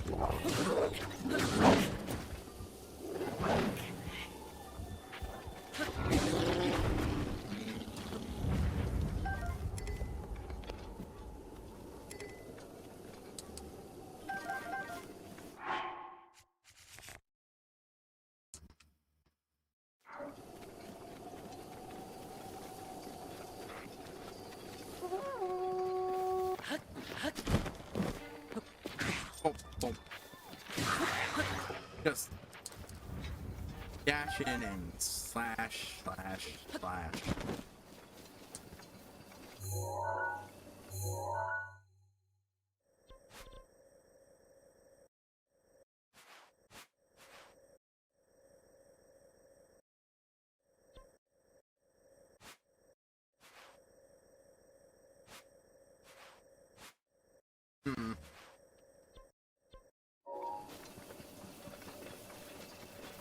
Gonna take a moment to blow that stuff up back here for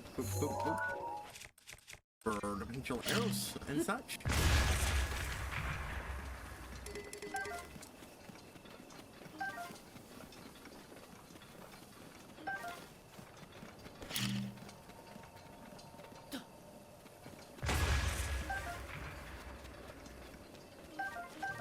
Coming up, Doc.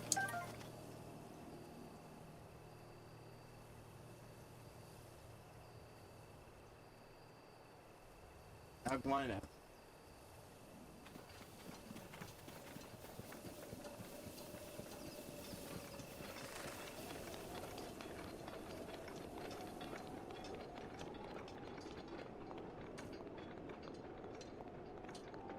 Still convinced this is where the one thing ultimately is. It's not far from Tomo Lake, and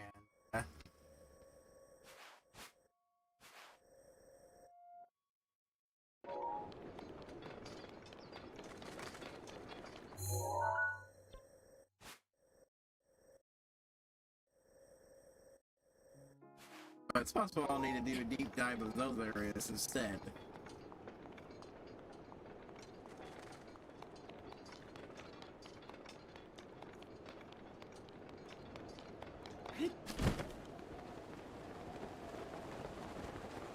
Take a moment just to fly over this. Let's see if I can spot a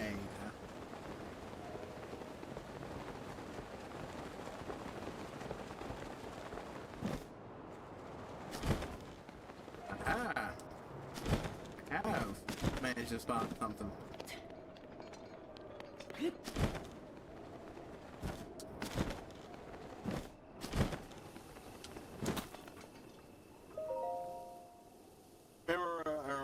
Just gives no statement. What an honor it was to receive a personal letter to the king to found a craft of historical stone monument. I never really thought how much content he'd given me though. 60 the lines of a single monument. I suppose it would have been just I could have just started it, but how long to tamper with our king's words. Yeah, they'll split in all between 7 monuments to ensure that every word was preserved. I doubt myself my ability to think after the box. I'm so very natural. I'm humble as well. I thought, why not add 2 of my own? So I created one for King Denafine and one for Prince Sidon. That's true, this is outside of my kingdom, but I believe the triumph served as much. Except for that, why indeed, I surely deserve pursuit. That's how a Christian of 1 became 10. Having increased the number of runs, I had to find places for them all. That proved difficult. Still, it was worth it.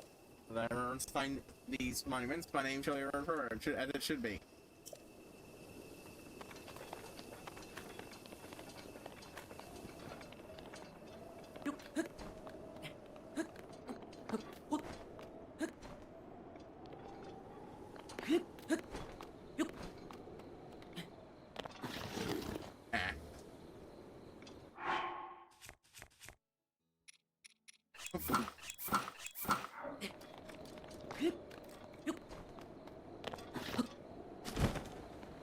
would have been much more helpful if you could just put them in reasonable places, my dude. Reasonable places.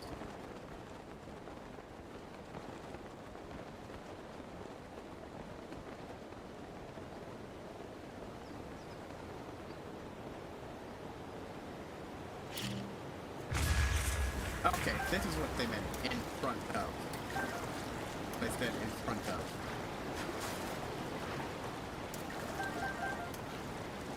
Oh.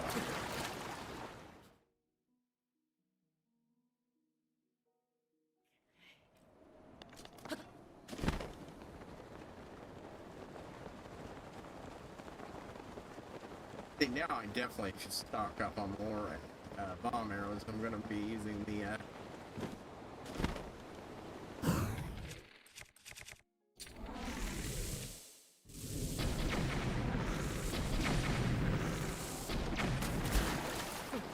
oh, fuck. What? Waste a bunch of arrows. Yeah, I did.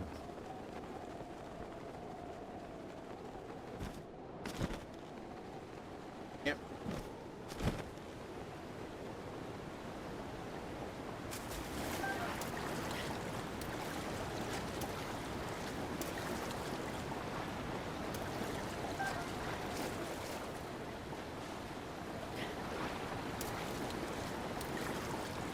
Oh, that's it. Still, I now know what I meant by the in front of. Yeah, instead of actually in front of it.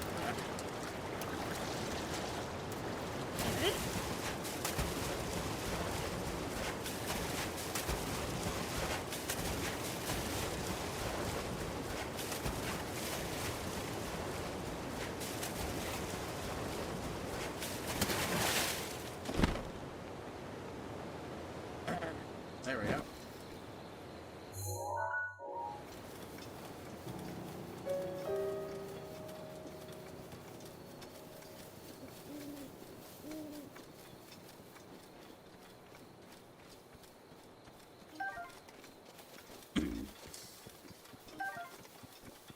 Oh, hey, very light. Okay, I'll just fix that.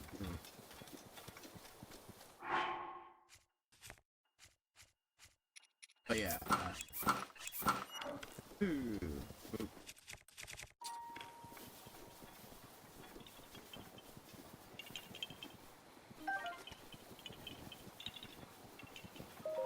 There we go. But go to the lake. Go to the lake. Where are you? Go to the lake.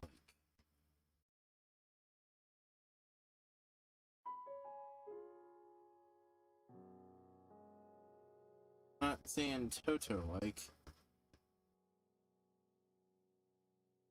Oh, there we go.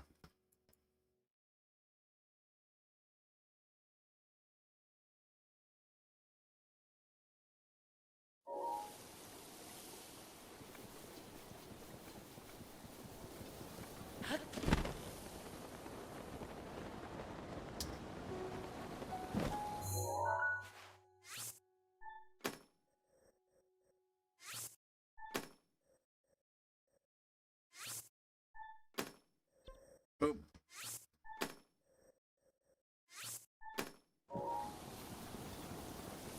I put that one raw. Not so great spot, oh well.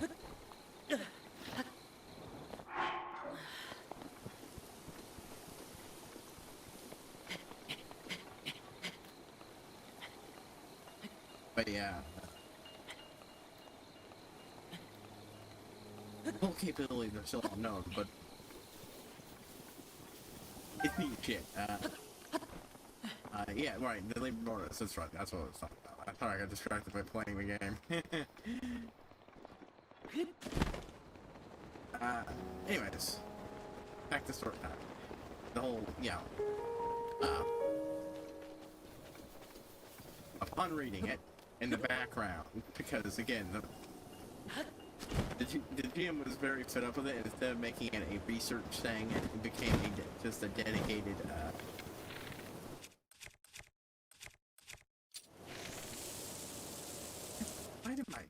Doing now.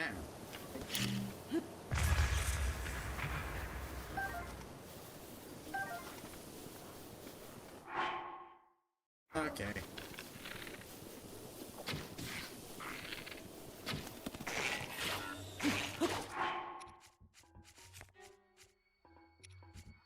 Oh.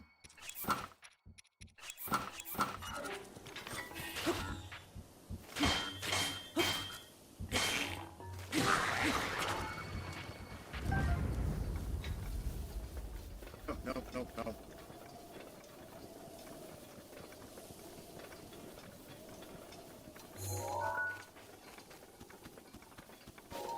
Yeah, that's not happening.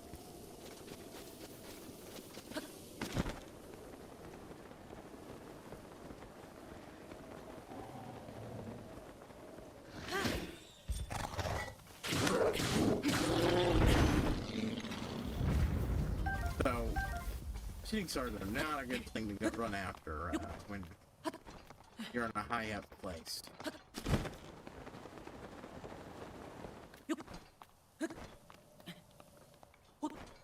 At least not until I get some rewards from the final DLC. Anyways.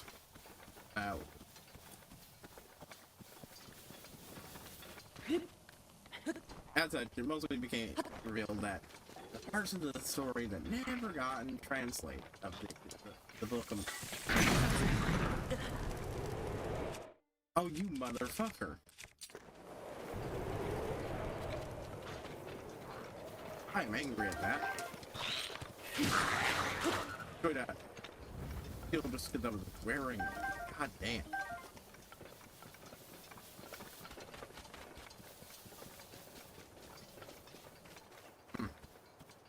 Now for a place called Upland Zora, I was expecting more Zora stuff. Now I am only barely in it.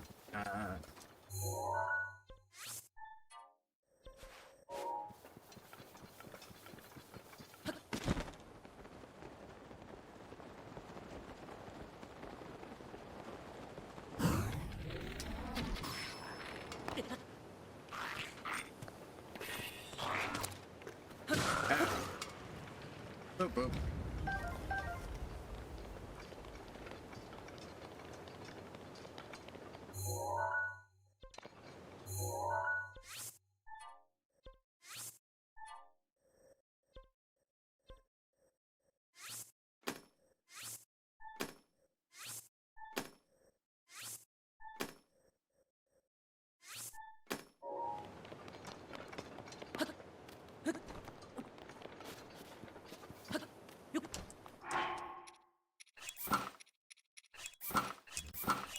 But yeah, the diary of the genius wrote a book providing all sorts of insights and skills, knowledge about how the priests of Moor do their thing. Was one. Some knowledge about how Shyish magic works. Because how he did the whole necromancy thing. A relatively safe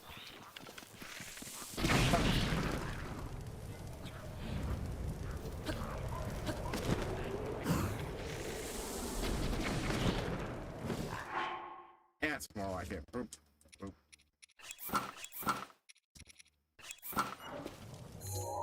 I was not originally going to start here, but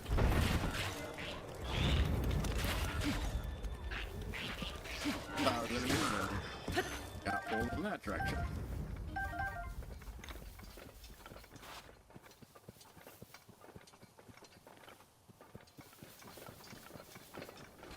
Oh.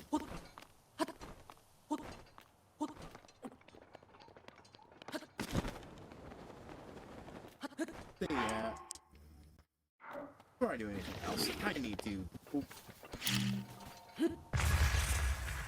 all the luminous stones I can get. I have a feeling that the final upgrade for Mass Wrestler outfit is going to be pretty pricey. And frankly, I also want Oh no. Fucking writing, of course it is. Fuck you, game. I've got more, enough stamina now, and this outfit boosts my chances. Ah. Yeah, Upland Zora.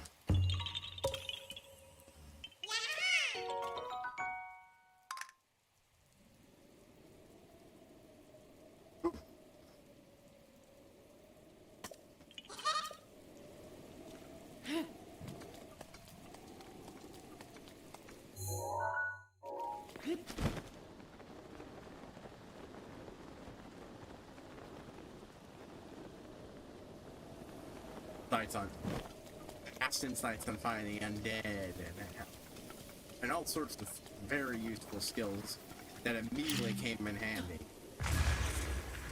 But also the slowly going mad no matter what he could do, and actively keeping progress up, keeping tabs on his own slowly dissolving sanity, as he did what he thought he must to save the nation. And slowly but surely, a second set of notes appear in this diary of madness.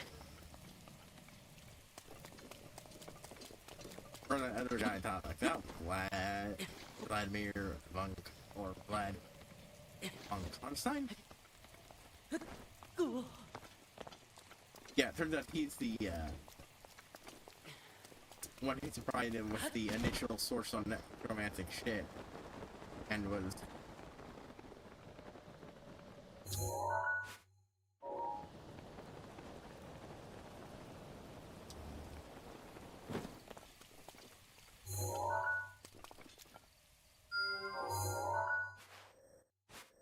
okay, it's same shit, same old shit. Ah. This mistook them as coloring on that rock for breakables. And was someone he said Mad Genius came to trust. Partly because he was literally the only source of vaguely human company he had, even when he figured out he was figured out he was a vampire. Because during that time, most people just thought of vampires as these weird and kind of dumb people who tried to who conquered a few places here and there, and then had their empires basically collapse on them overnight. Oop. Basically, no one really knew how bad the threat of vampires were until after this book was written.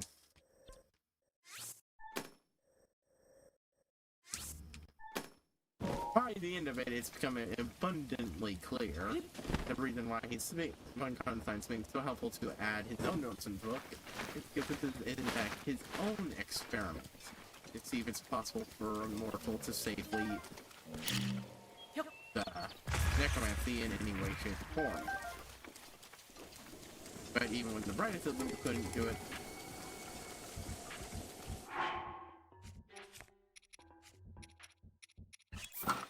that concept got put to bed.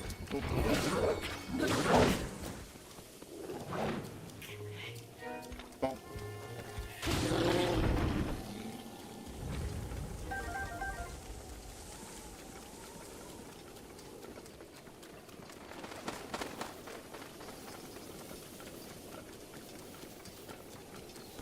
I really would have thought that since this place was named Upland Zora, it would have more Zora stuff in it.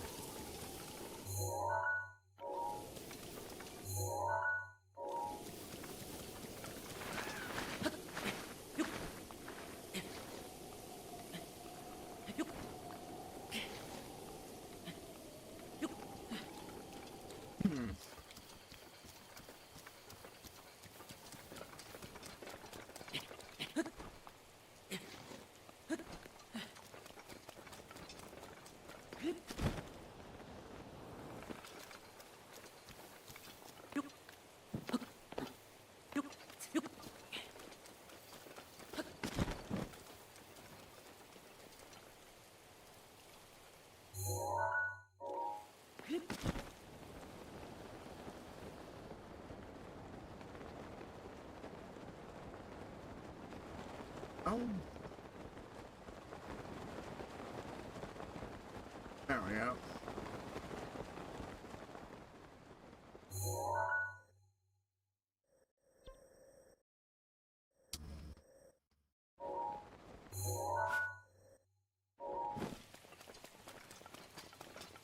I need to go over there because give it a look.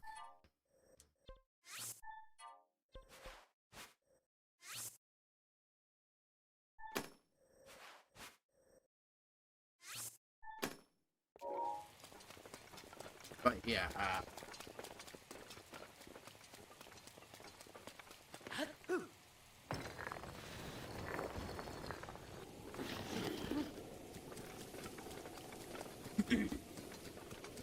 and then at the end, of course, is the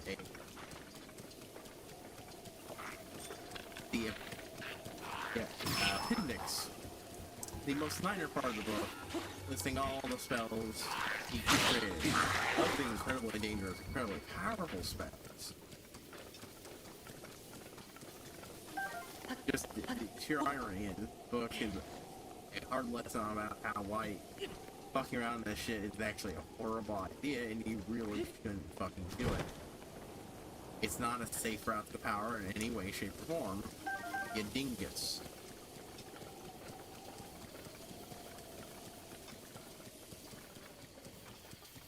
It is, however, an excellent lesson on how to fight chaos. And one of the things that describes books, this guy is great at giving some magical imagery, is this. Power is, as corrupted as it is also not very stable. It will literally, if nothing there binding it, forcing it, it will, on its own, just start falling apart and disintegrating.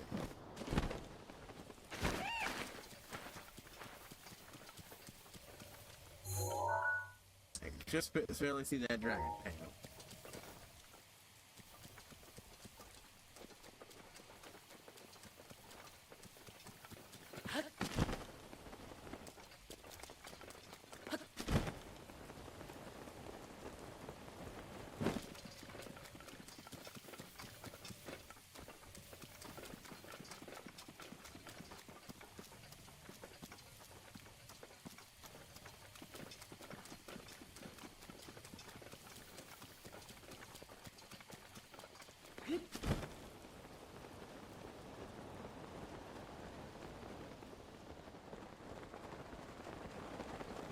That one, or is that just mist-colored rock?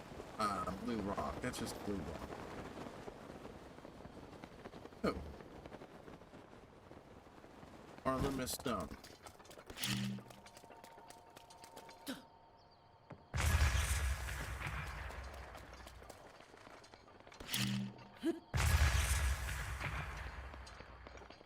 Two new chunks.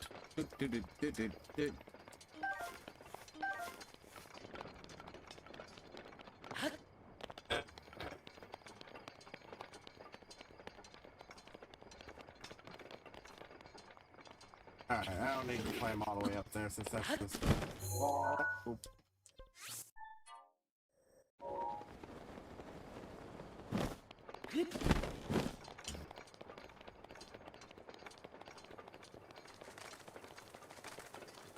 I suspect I only have one or two missing. I wish it had come with a counter.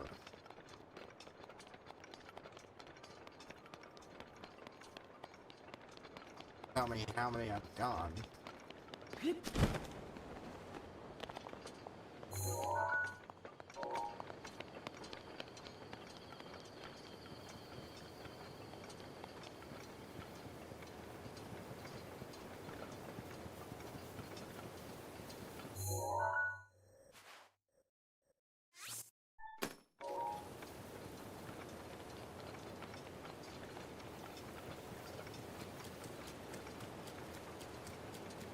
I'll give the rest of this mountain a look in a moment.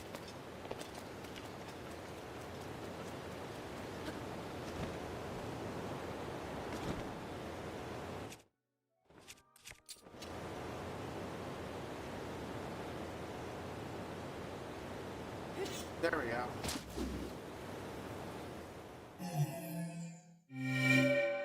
starts lining me up. Boom, stab. Next shrine.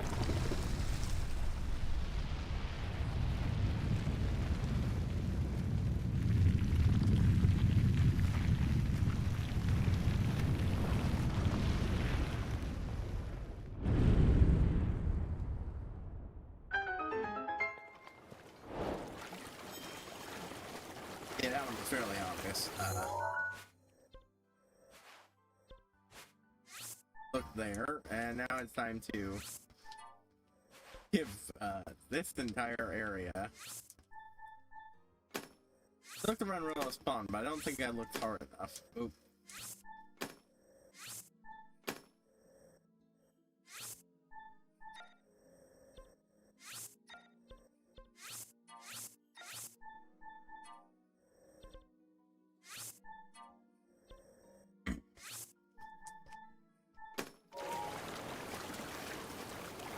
Yeah, give me a moment, folks. I need it.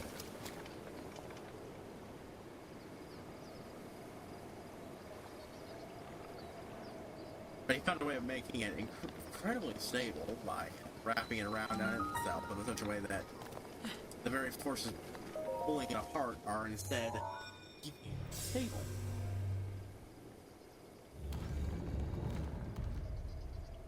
But it also makes it very easy to figure out how to just poke. Comes apart. All without having to actually use chaos magic to do it. Rather clearly shows how the Grand Theologian have been able to do a similar effect. The passage from a book. Entire army disintegrates.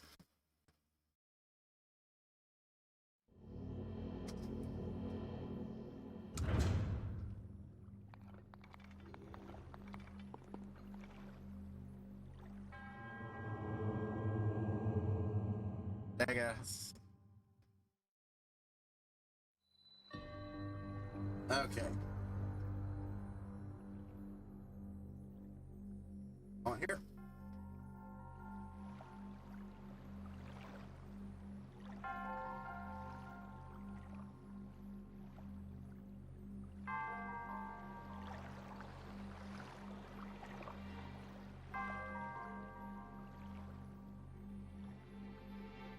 Whereas this is where the ceremonial training can be gone. Oh, huh.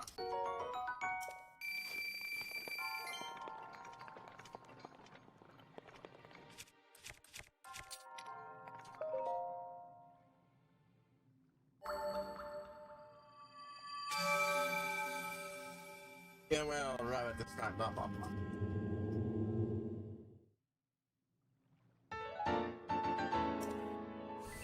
Once I'm done fully exploring this chunk of area, I'm gonna go back and,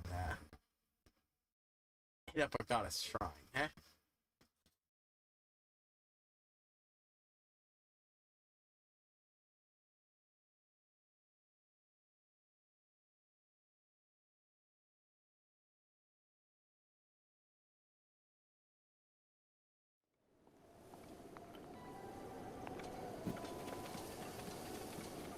Huh, this is a...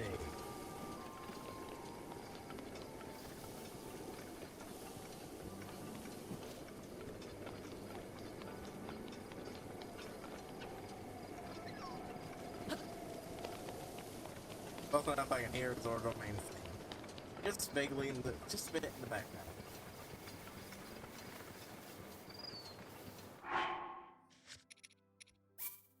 I hear sound wise.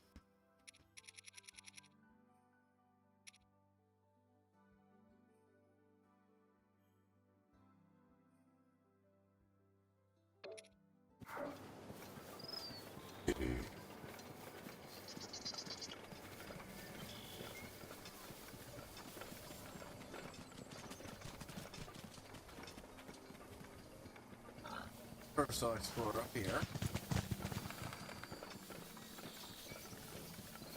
I'll go down and explore down there. Just to be thorough, I don't think I ever really came this way. If I did, I didn't really pay proper attention. Oop.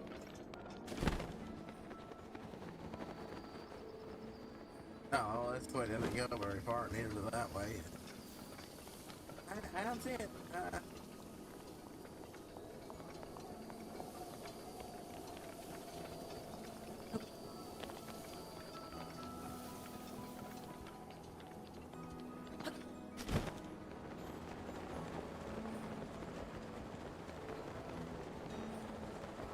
You know, I feel for the this would have been a nice deal spot to stick one. But I guess not. Huh.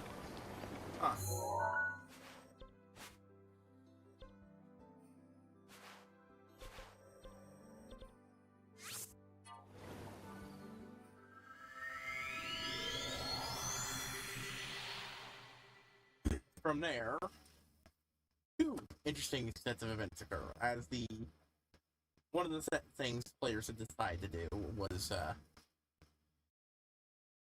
poke at these giant spiders that had taken up nest in one of the rocks they reclaimed, and they hadn't gotten around to fully purging. Players' thoughts were, we've got people who can talk to animals. Maybe we can convince them to let us move them into the tunnels and let them go kill a bunch of our enemies who they were previously eating.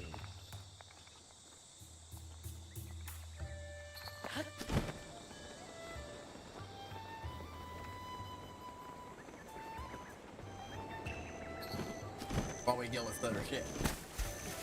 Sound plan.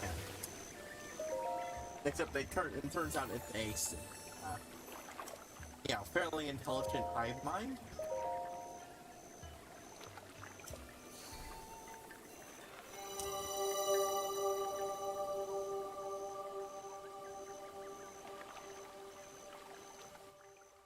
Hold on.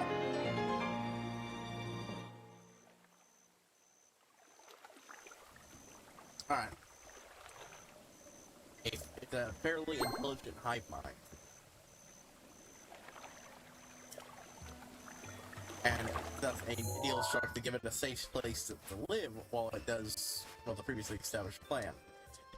The dwarves were a little weary of it, but they eventually decided, give it a shot. This leads to one of our I'm still not playing the game. The player's pet. The main character's I was gonna say pet mages, but underlings who they've hired to work for her while they become well, one of them grows to be capable enough to get a promotion. The other one was already secretly one. A lot of players have rapidly deduced the dude, given the shit he was doing, was clearly a magister in disguise. But the players didn't have confirmation, and Silva herself had no reason in character to suspect such a thing. Which leads to a one moment while poking in, being told to pass along a message to it was rather vague, but it made it very obvious. Yeah, no, he's a particularly a magister, same rank as her. So, a job's a job, and certain in by that. And now that he's no longer hiding shit, he's a lot more fun. One of the things gold mages can do, since their shtick is all about metal, is coat their entire body in gold. Generally, it's one bit at a time because, you know, it's you're fucking coating it in pure gold, right? That's gonna be expensive. Yeah.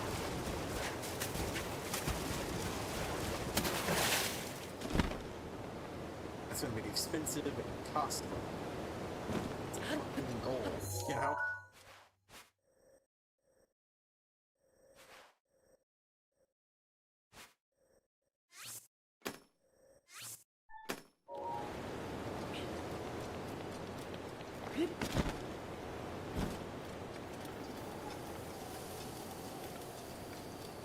Turns out he'd done to every part but his head and arms beforehand, and now, after that, when we sent him off to get his promotion, his promotion.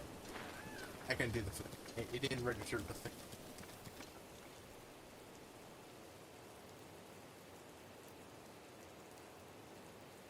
Yeah, I can't.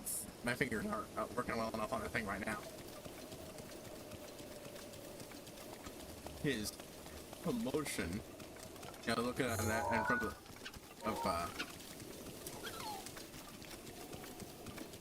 the allies. So, humorously enough, I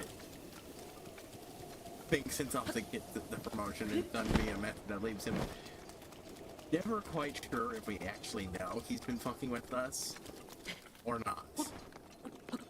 But yeah, he gets the code. He was also warned, and he takes it very seriously, to never get the head coded until he can always fight off a mob of hungry peasants. Which, yeah, look, if you're, I could easily see an extremely poor and private area seeing a guy walking a walking mountain of gold.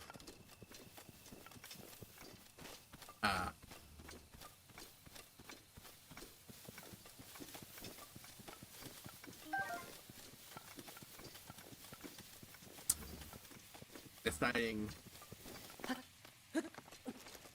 whatever trouble they get into for kill them said mountain of gold, it's worth feeding their themselves and their families.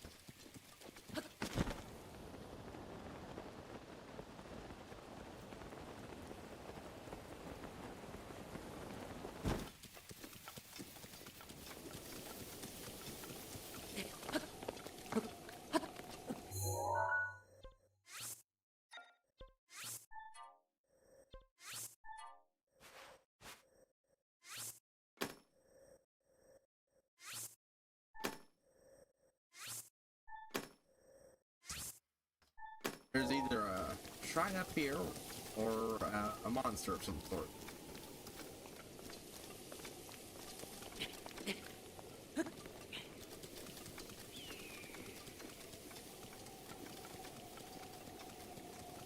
Or an enemy camp. Right, no?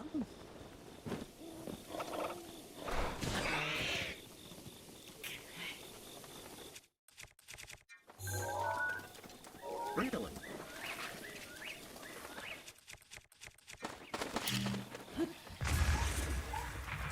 Huh. Usually areas like this give me that vibe.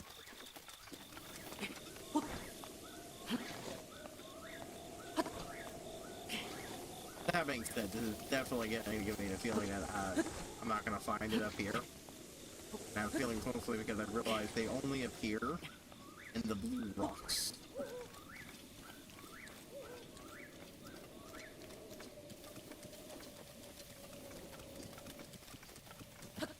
It's literally carved into the mountain rather than built into it. So, not seeing a high chance here. Still, be on the lookout for anything rock related.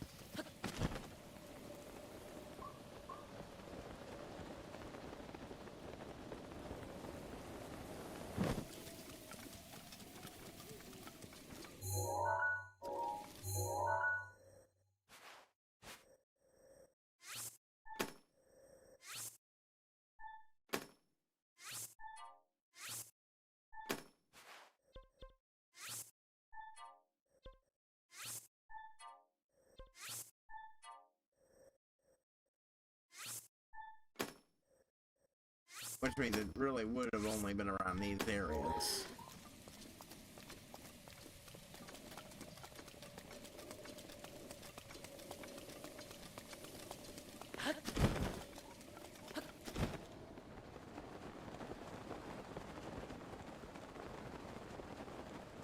Strong feeling. There might have been one down here that I just missed. I came around to finding the, who's it, up here.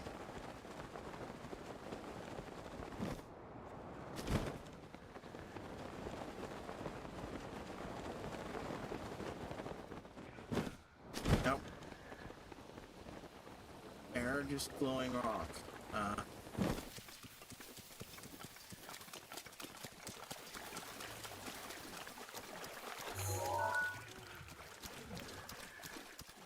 have no interest in doing a second battle against him.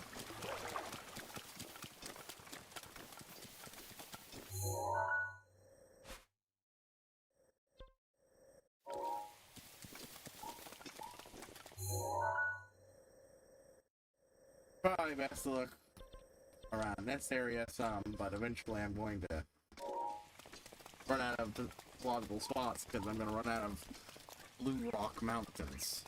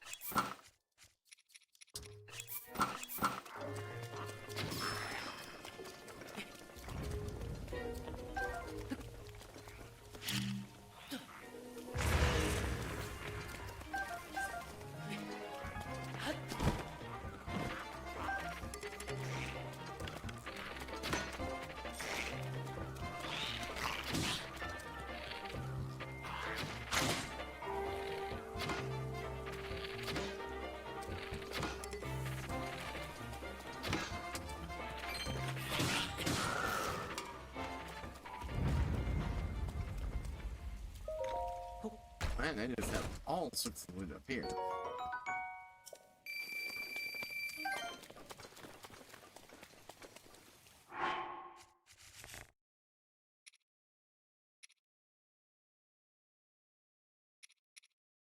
Off that just to see how much this is.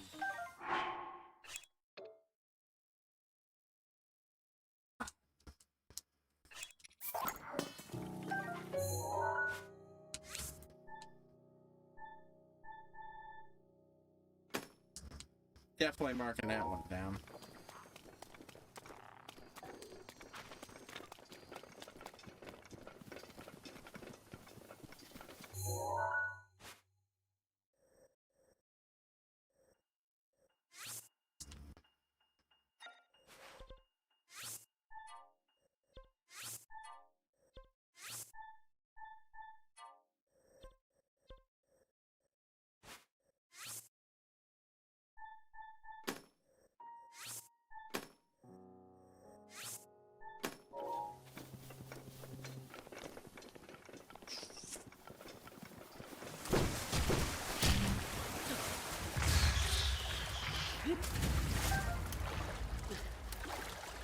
Yeah, the realization that this is basically just an entire mountain of luminous stone.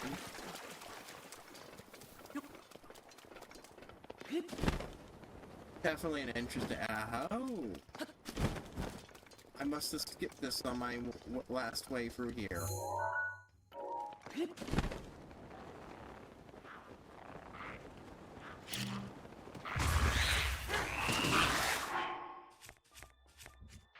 Oh, oh.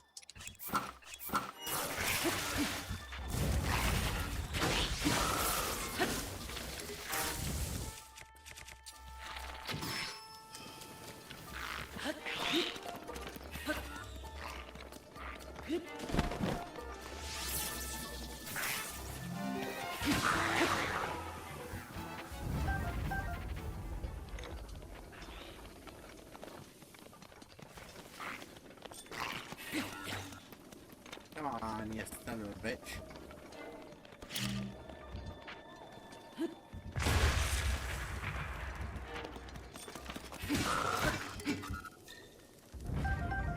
Okay, see, now...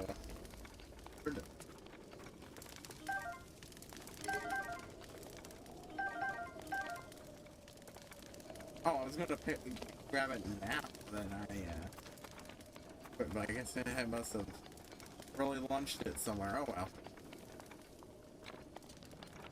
I'll reappear.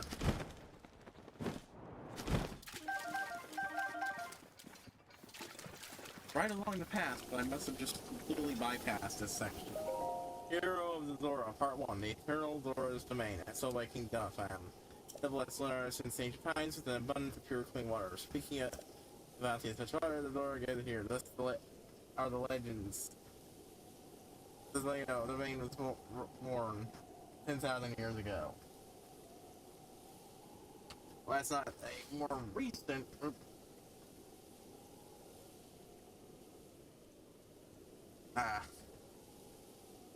Must be the most recent iteration of it, yeah.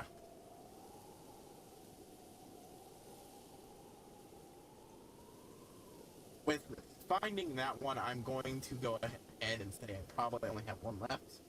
And I'm going to go ahead and try to at least figure out which one I haven't got. One here.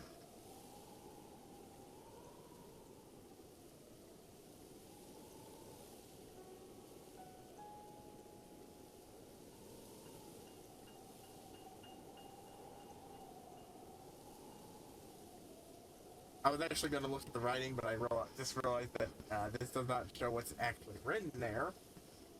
So, now I know where the last one is. Land with those rich in ore, and so a unique formation was developed to create our new home. One giant sculpture, a feat of architecture that's drawn admirers of the world over. Holy shit. Great domain will save, and the hallmark who made it an eternal symbol of Zora pride. That's just one piece of rock. God damn. Well, okay, not anymore.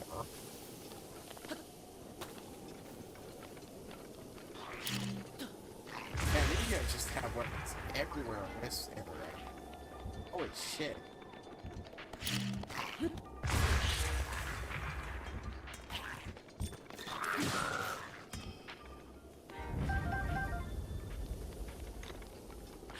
Anyways, yeah, I know where it is.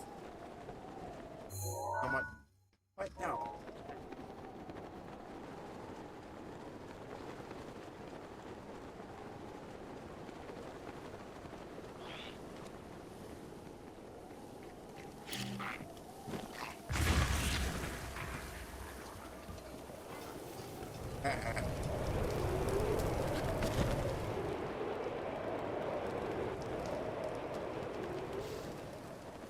Okay, it's over here.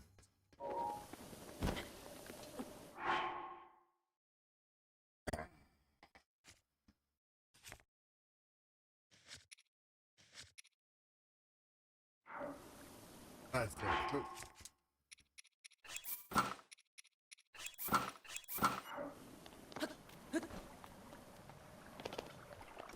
But yeah, once his body was coated, the dude still has a rather fun fighting style, beating the shit out of everything.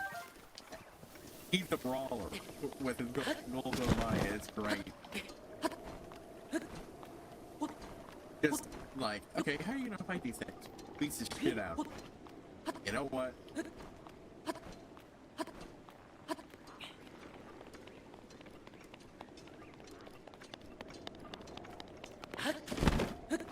There it is. Boom. Oh yeah, I probably would have missed this spot. Oh man. Taylor to the Reservoir of Hope. It's still making down our plan. Here the Larry experience is unusually every time the Larry experience it's unusually heavy rainfall. The Zora River flooded every time. The tides damaged not only our domain but our people and washed away our poor souls, causing great suffering and disarray. The king of that time, after seeking aid from the king of Hyrule, rode out to see what could be done. Next year, Dina says Zora and Hyrule's technological prowess east of the War Lake was swiftly built. Again, that thing is also almost really just carved out of the fucking rock. Thanks for. Oh wait, no, I've already read. Well, turns out I've already gotten this one. I just forgot about it.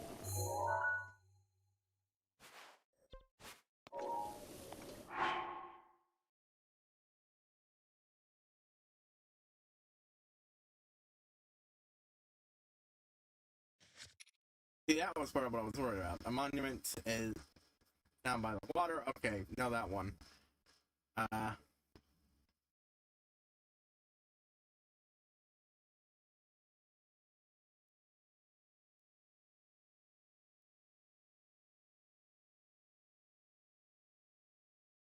Right, I'm pretty sure 4 is the one I've got. Maybe 5 is the one I'm missing then.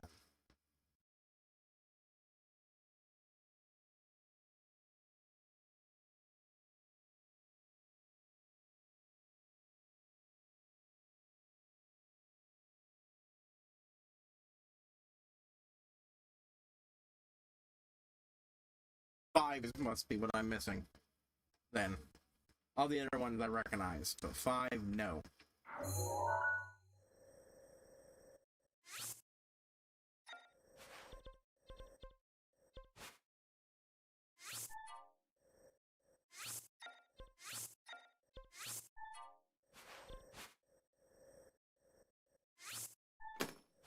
That being said, I'm absolutely gonna explore more of this area, so first.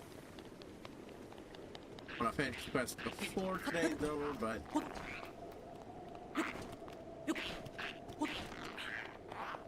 right, yeah, the spiders. Now, turns out the spider web is, you know, Spider-Man here, spider web, at least some of it. You have webbing that makes extremely excellent high quality rope. You've got webbing that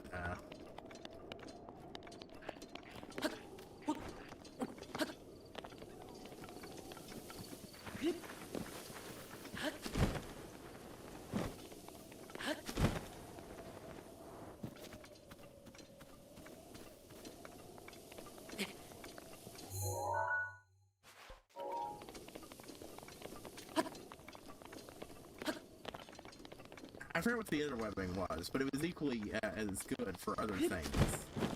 Practical-wise. Oh yeah, no. That's cloth that we used to make cloth as strong as chainmail. And finally,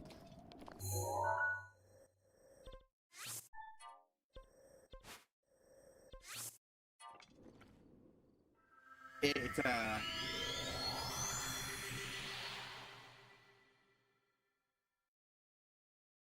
is the last one, which can make, which is great, the finest silk, just as fine as the finest silk in the world, and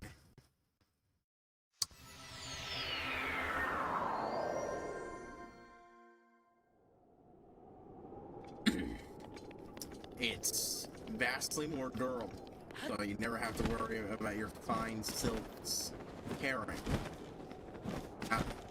on accident or anything. You'd have to deliberately be trying to cut the shit.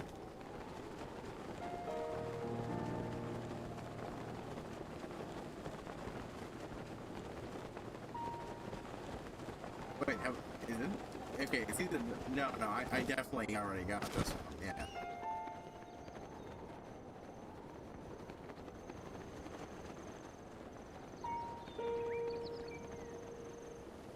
I was just like going, well, it should be up there somewhere, but...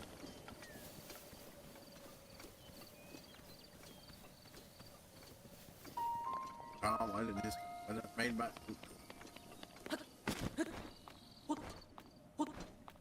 Right material to find it. That's my fault, that should have been fucking obvious. It would have kept my searching only to parts that, you know, have, luminous stone mountain stuff.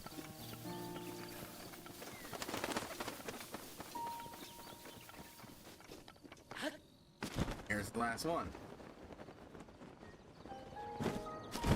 Boom. The sage Princess Rudo, as told by King Doro fan. No, the past more distant than even the Great Calamity, the creation of divine beast Rudo. Hey, mentioning Rudo. But the Zora princess named Rudo. You know that she was akin to the Zora patron deity, and that she was a fair and lively girl, loved all. I'm a man whose eyes are will appear, bringing disaster upon Zora's domain. And then look at the stage, facing the spell alongside the princess of Hyrule and the hero of legend. Zora, not only by Zora, they're also forever etched in the history of Hyrule. Ruto, built 8 years later to face that off against the Calamity Ganon. Was named in honor of Ruto. That Zora princess, my sweet daughter Mifta, was chosen to pilot Ruta is surely the work of fate. Here we go. You took the thing. High and low and found Dalton. Yeah. I keep bringing it up, but the Calamity Ganon. They think it's this calamitous force or this bestial instinct. Not one of them are. None of them seem to realize that it's a person, that it can think and it can plan, and that's what fucked them.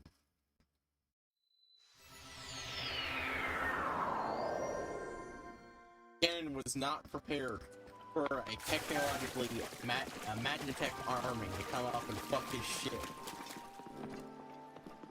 As hard as it was by that point. But hold on, you know what? I want to check out this.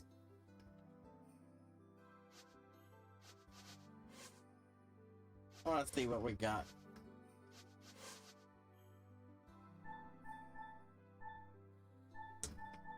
Now that's 2 animals I'm missing there.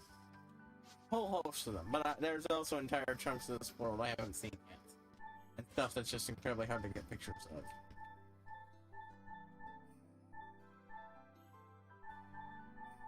Ah, so I'm missing the upgrade electric wizards.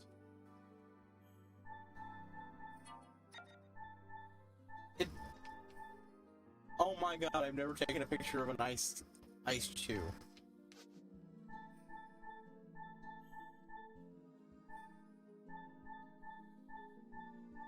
Looks like at least 2 types of guardians I've missed out on.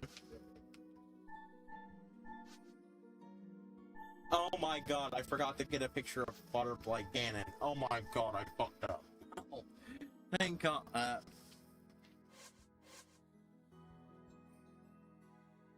Let me check briefly on that, because I know you can pay for them. I'm just wondering if they'll unlock under.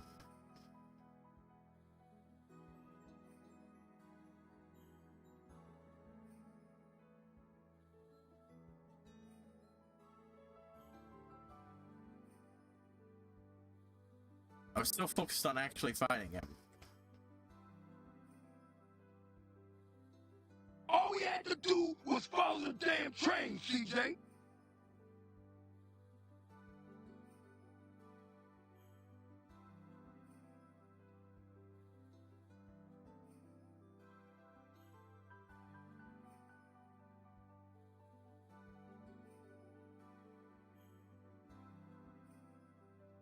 Oh, okay, so that's how.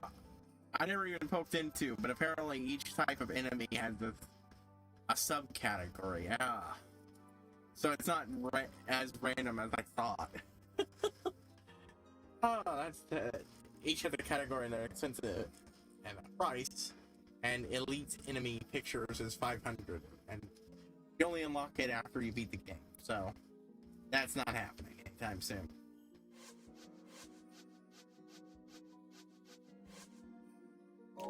Oops. I only just realized that.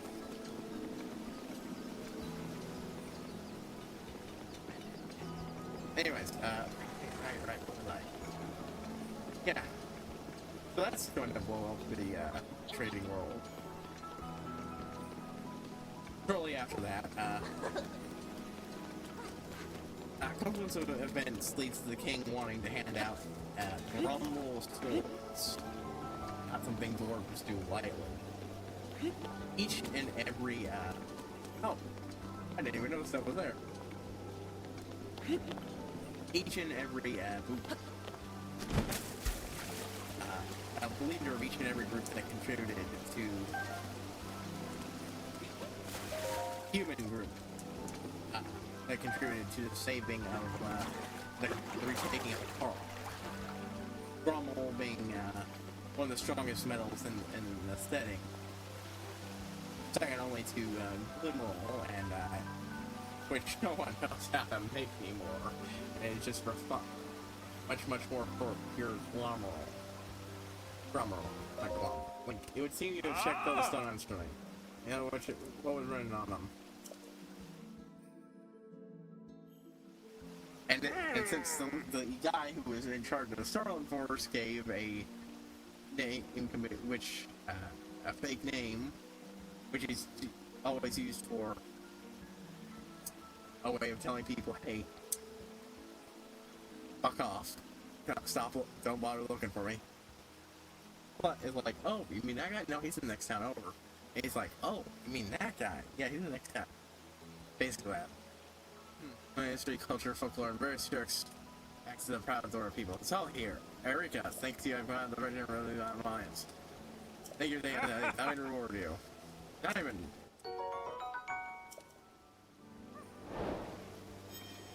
Link, yeah, that's not sincere and gratitude. I know that's and Link, your hug shall be included as well.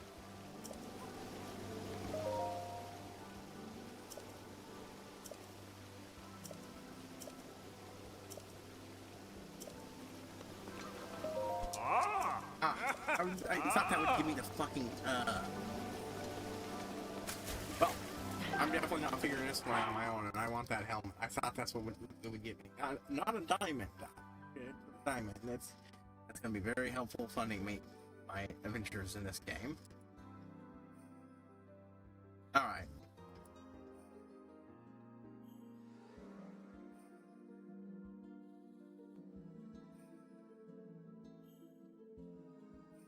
Zora helmet. Where is it?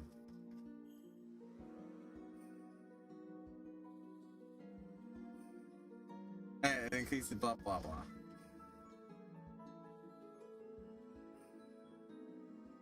Made from okay, where is it?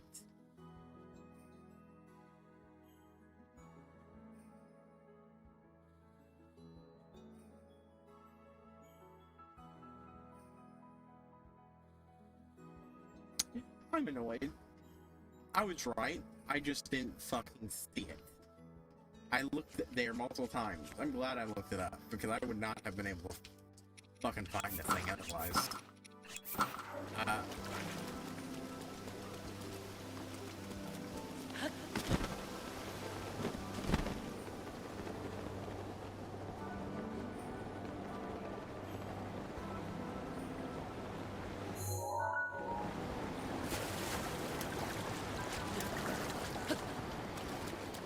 But since he couldn't be found, well, then the leader of Sterling would have to accept in his place.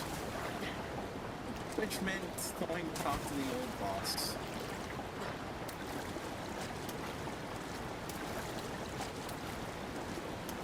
There were options. The cheeky option, which would involve asking one of our friend, the noble of Sterling, to accept. Yeah, he's not even close to qualifying as the correct answer. And various ways of expressing your displeasure for your old boss at the fire.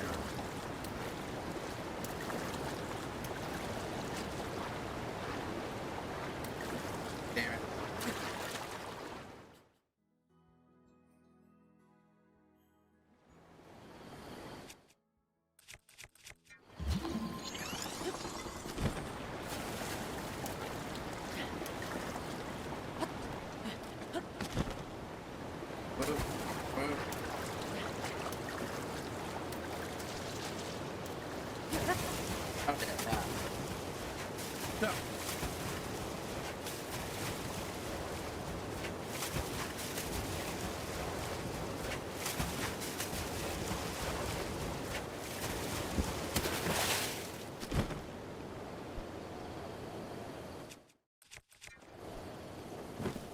I tried to find it in here and I didn't see shit.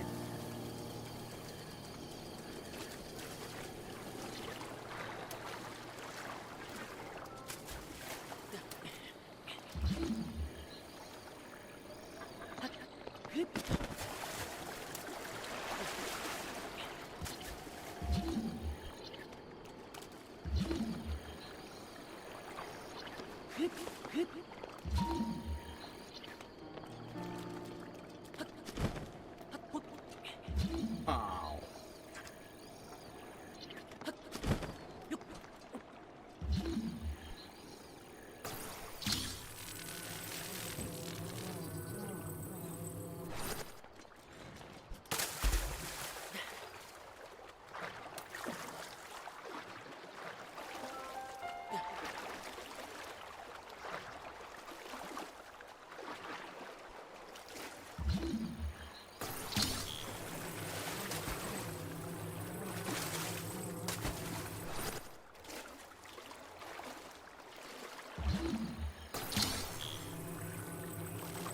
Players, of course, voted for the most showy way possible, but the one also most likely to not set her off.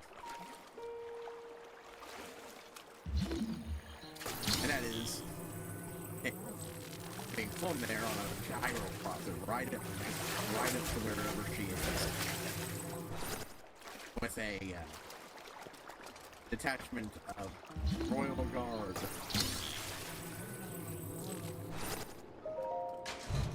coming alongside you, which is a the cases swimming speed, and I use spin attack underwater. Holy shit! Oh man, I really wish I had that work. Oh my god, I think this one might be my favorite armor set, just because both the narrative attached to it and the utility of it. And the helmet makes you know, like the head of Zora. Not only that, yeah, head of Zora, but also this is so far the only fucking outfit in the game to have Link's signature hat aesthetic with the big floppy bit in back. And it lets me fucking attack underwater. Being I can use that to fish.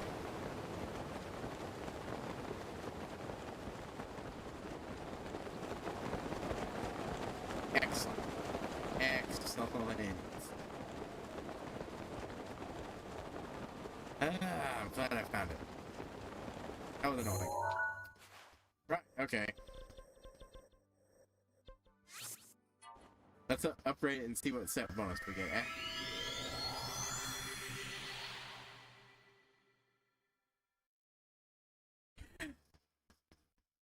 Unfortunately, the trip back is a lot slower, and people roll to take her and a chunk of her art entourage, so it quickly became. Well, no. Yeah, no, just her. I thought her and her dog. It's not her and a chunk of her entourage.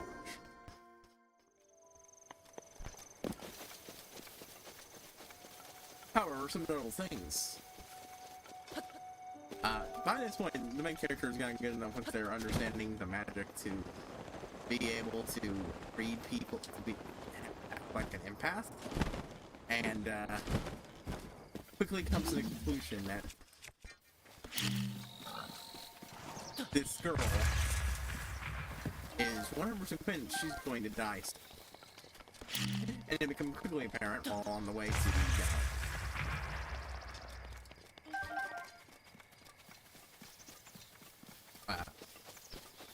the boat, because her and her entourage, much smaller entourage, would not, I remembered for a second there, aren't going to fit in the copters. She gets attacked by a vampire and is impressively summoned up.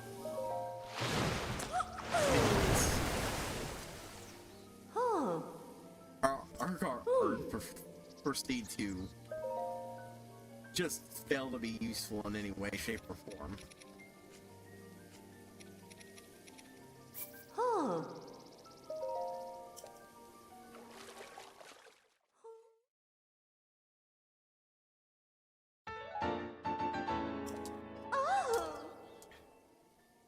Hold on, let me just... Alright.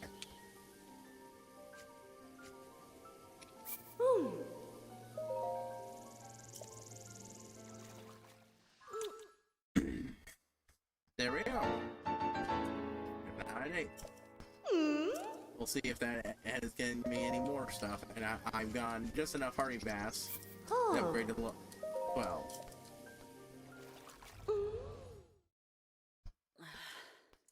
God, I wish I had found that earlier. The ability to fucking spin attack. God, this is probably the most practical set of gear you will require. Not only does all of it boost your speed and water,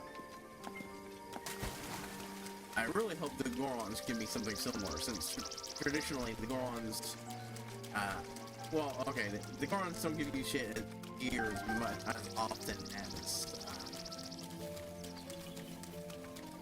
the Zora do in series.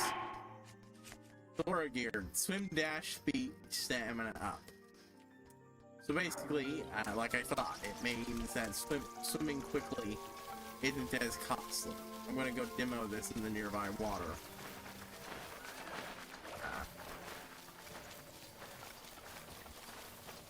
And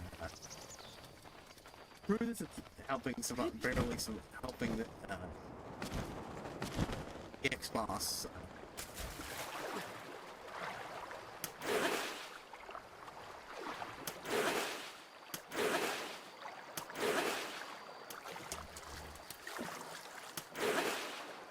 Spin dash is also.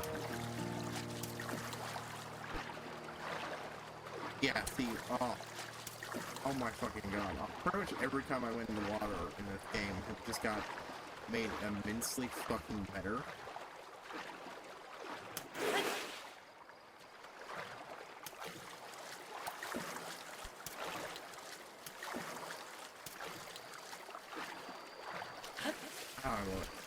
Anyways.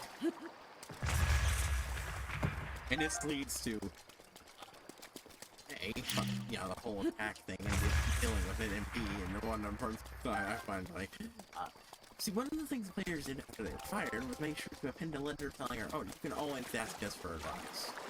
It became very clear she had no intention of doing it, because EU magic. However, despite being EU magic, we were also the only human on the boat ride. Much of the boat ride she got stuck on. And,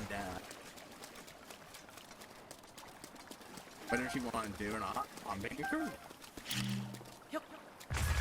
Oh, what? Talking occurred because, the only humans to talk to, which led her realizing, oh shit, this person actually is competent. Oh shit, this person is vastly more competent than me. Because someone to make clear, this girl had no idea what she was doing, and while the enemies she was dealing with were actually mostly competent, she was also not.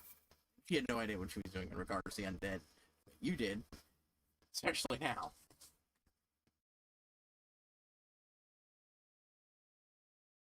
And, okay, before I go out,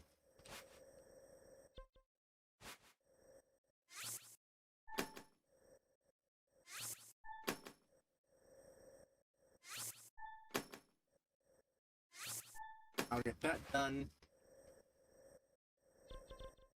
and I'll go here and take care of all this to get all the way down to here.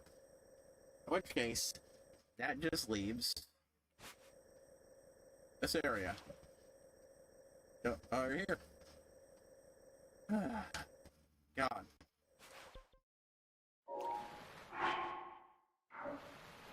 Actually, hold on. I want to do something.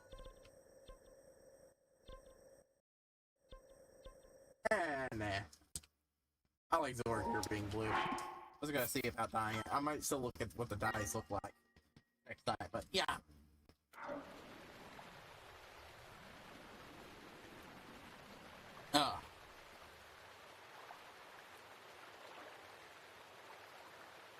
The beginnings of the Reclamation, which is, by the way, why the main character went and killed off that vampire I mentioned way earlier.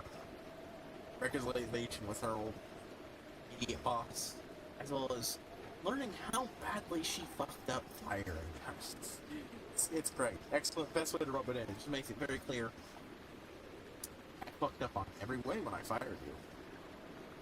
I mean, to be fair, part of the problem is that firing us lost her 2 out of 3 of her most competent people, and another person was gone because of his whole experiences he went with.